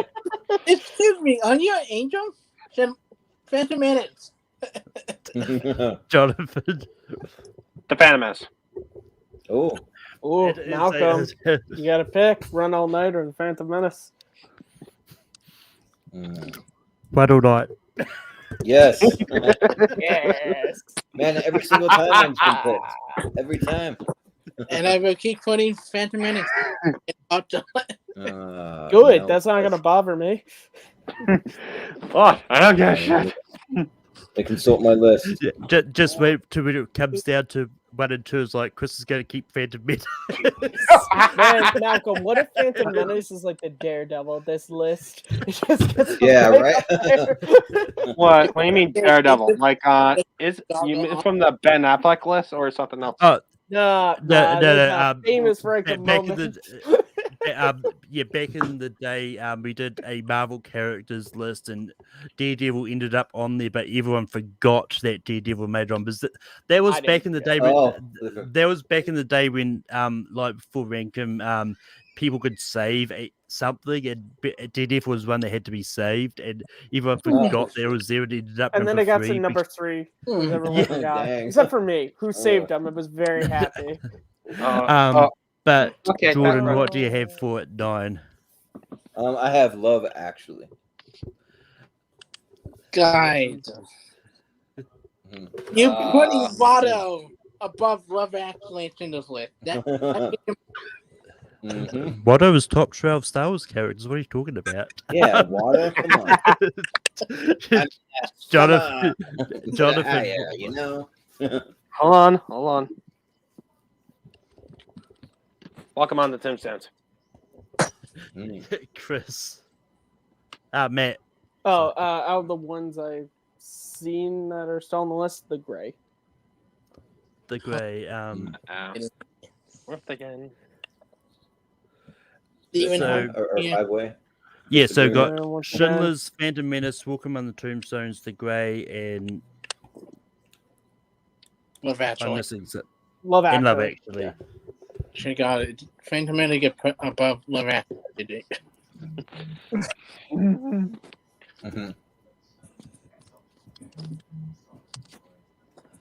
What's it gonna be? All right, chat. I'm watching the I'm chat get- to see if Steven says anything while you Hmm. get the Yeah, wheel So ready vote, now. Steven, for one of those movies if you're listening. Hopefully he is. Well, we have the wheel if he isn't, so we Yeah. always got a backup. Yeah. Mhm. Phantom. He And says Love Grey. Actually. He says love. Oh Actually. yeah, Love pick Actually. mine again. What the frick? Every time. I'm like, Steven's Vimeo is just I'm like popping predicting up this with list. Jordan's name. yeah, right. This is Secretly me, undercover, right? Funny that Change my name to Movie Menace. Jordan has actually created an artificial person. Steven's not a real person. He's just done Yeah, it right. just for this specific moment. So he's All right, now I gotta figure something out again. All right, hang on. Let's see. So, Okay. Love Actually. I'm still got it there. Chris. Jake Lloyd, Gungan, Jaja, please people vote. Put this out misery. I wonder if we can get Chris to reference everything in Star Wars Phantom Menace by topic. If it gets on the list. right. Jonathan. Let's just keep it going. Everything. You know what? Get number 1. All of you just persuade my. I'm gonna change my answer. And no, Phantom Menace. Thank Oh, you. Matt. The Gray. And Jordan. I have a Walk Among the Tombstones. Phantom Menace is Finally, not one of mine. I can leave my board as it is. All right. Although I'm very controversial. Okay, now to make look what list. Whatever. I'm still bringing up Phantom Menace. I'm still gonna put it for number 1, Malcolm. Yep. Okay. Perfect. We're rewriting history. Hold on, they're a long title. Okay, got it. Wait, hold on. Give me a second. All right, got it. But Chris, what do you have? I'll walk them on the Tombstone. Jonathan. I'll welcome on the Tombstones. Matt. The Gray. Jordan. A Walk Among the Tombstones. Walking around the Tombstones it is. I'm not going to bother showing the board because I haven't changed it. Still. Because you're got a hot take, Malcolm. I'll just say that. As I said, last time I saw it was when I was a long time ago. I just haven't watched it since. Was listen to the score from Schindler's List. If you're not moved by that score, you don't have a soul. I mean, yeah, That's it's cool. sort of it's a kind of a hard watch. It's really a hard watch. Yeah, it is very hard. I mean, the score doesn't dictate Liam Neeson's performance. That's True, what you true. think. You don't know. Maybe don't know Steven that. Spielberg played this score But, yeah. for The ending. Yeah, You don't know. it's true. Right. But Chris, what do you have? Sorry, take it. Time to go. Jonathan, The Gray. Matt, The Gray. Jordan. The Gray. The Grey is going to be at 6. So what do we have left? Just once I put this in here. So Schindler's what we've got List. left is we've got Schindler's List, Lego Movie, Batman Begins, Lion Witch in the Wardrobe, Taken, and that's it. Okay. Okay. All right. I thought it'd be hard, but I know why I'm putting.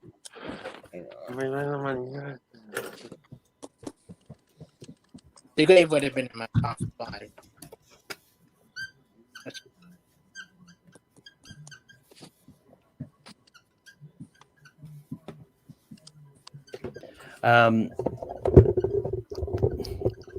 But Jonathan, what do you have for number 5? Taken. Matt, Narnia. Jordan. That's what I should have done instead of writing the whole thing. The Lion Witch in the Wardrobe. Should have got Narnia. I've Gets split decided across. I'm not going to waste my time trying to do the because I don't think anyone's ever going to agree with me. So I put Taken. Yeah, kind of a waste of a vote if you don't. Malcolm, is this the first time you've changed your board before it's been put on the list? Yeah. Well, I mean, if I decide it's going to be a waste of time, me trying to do it because Yeah. You don't want to waste your votes. Wow. Now I feel like Han Solo. in saying it, Return of it's not the so much Jedi. on wasting my votes. I haven't been on ranking in a It's just while. that Malcolm gets to Malcolm, lose we don't know who right? you are anymore. We don't. Malcolm. You maniac. Taken is going to be at 5.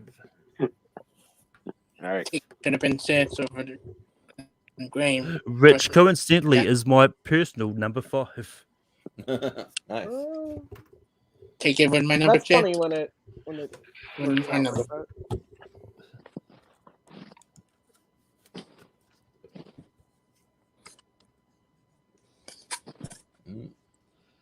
that. Torn between. Jordan, what do you have for 4? I just didn't erase it. The Lion, the Witch, and the Wardrobe.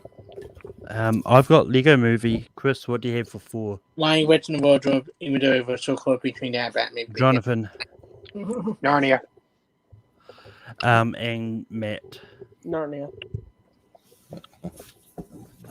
With that, Lion Witch in the Wardrobe is going to be at number 4. Oh, which one should I put number 3? So what do we have left? We have Schindler's List. Schindler's List, Batman Lego Begins, Movie Lego Movie. and Okay. Batman Begins. People do tell me for this.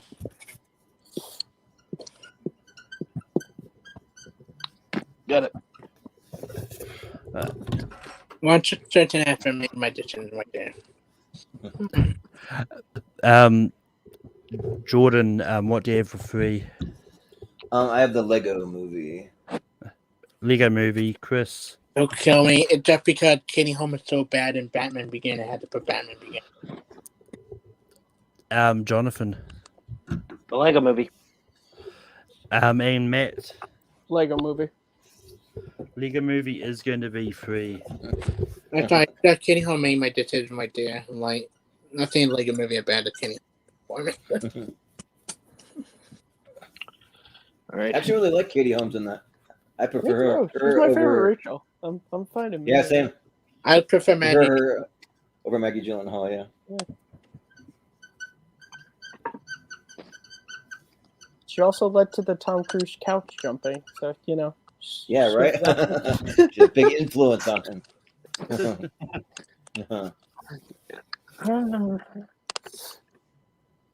Are we in our number 2 or number 1? Number 1. Okay. All right. And number 1 is That's a hot take there, Stephen. Yeah. It's It's a fair take. Wait. Hang on.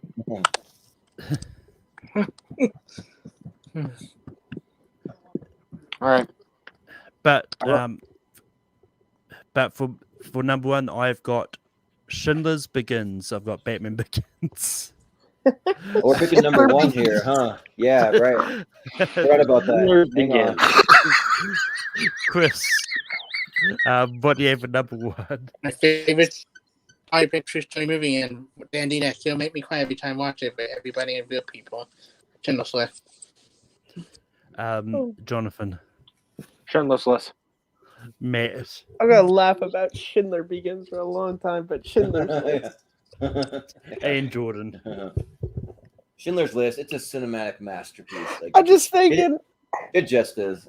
I'm just thinking of a crossover. Ray Fiennes is just in the camp. He's just like, "What are you?" Yeah. Oscar Schindler. Yeah. Oscar Schindler. Oscar Or it'd be It might be. playing your story and got the mustache. Oh, Uh, I agree with that. give me your list. I agree. Give me the list. Where is it? Where's your list? Yeah. Where's the other drugs going? Yeah. Where are the other Jews going? Yeah. I can't do that better than Robert Parker could. But, Yeah. that being said, that our top 12 Liam Neeson movies is at number 12 is The A-Team. At 11 is Les Mis. At Ouch. 10 we got One All Night. At 9 we got Love Actually. At 8 we got Star Wars Episode 1, The Phantom Menace. At 7 we got A Walk Among the Tombstones. At 6, The Grey. At 5 we got Taken. At 4 we got Narnia the Witch in the Wardrobe. At 3 we got The Lego Movie. At 2 we got Batman Begins. At number 1 we got Schindler's List. But that brings us to the end of another episode of Bankham. I've got the poll up in the Take 3 Facebook page with the openers for next week. It's looking like it's pretty much set, but then again, things can change overnight. They have happened before. Chris, where can people find you online? Find me anywhere, Facebook, YouTube. I got monologue debate coming up at that DC exhibition match coming up pretty soon, and a few other things. But yeah, great time. You want to get me more complaint about Phantom Menace? Just message me anytime. I have my own reason why I don't like that movie, but I love Liam Neeson. Great list. Great, happy to talk with you all about Liam Neeson. I go watch Cold Pursuit. Please, people. Jonathan, where can people find you online? You can find me on Twitter and Instagram at JPET98. I mean JPET1098, and also find me on Facebook at Jonathan Peck. And also, I found 2 days ago, I appeared in a movie Battleground match with this guy right over here I faced off with. Just go watch the match and find out who wins from there. Let's just say we put some weird, unusual questions out there. If you watch the match, you know what I'm talking about. So take a look at me there. It's very much a fun match. Yeah. And that's all I can plug right here. Matt, where can people find you online? You guys always can find me at Kearns_Matthew on Twitter, MattMovie611 on YouTube, and right here as host of the Fandom Podcast, Second Look, and co-host of Simple Tricks and Nonsense. Jordan, where can people find you online? Yeah, so I don't really ever promote a lot of my personal social media, but for my YouTube channel, I do.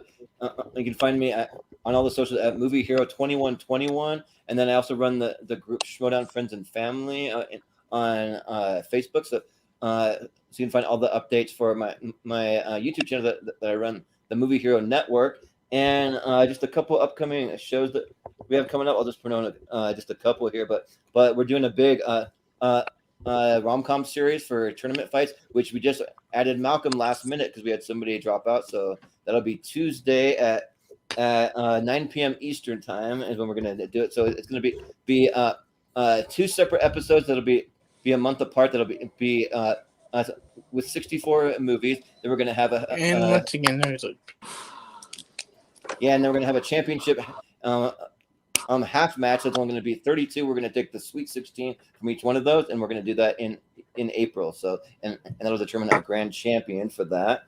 And then we're also continuing our Oscar series. So we're going to be going back through all the Oscars and talking about all the best Oscar Best Picture nominees. And we're also doing it for tournament fights. So this next Friday, we're going to be doing 2003 to 2012. All the nominees will be in a big tournament. So that'll be fun to talk about. So yeah, that's pretty much where you can find me.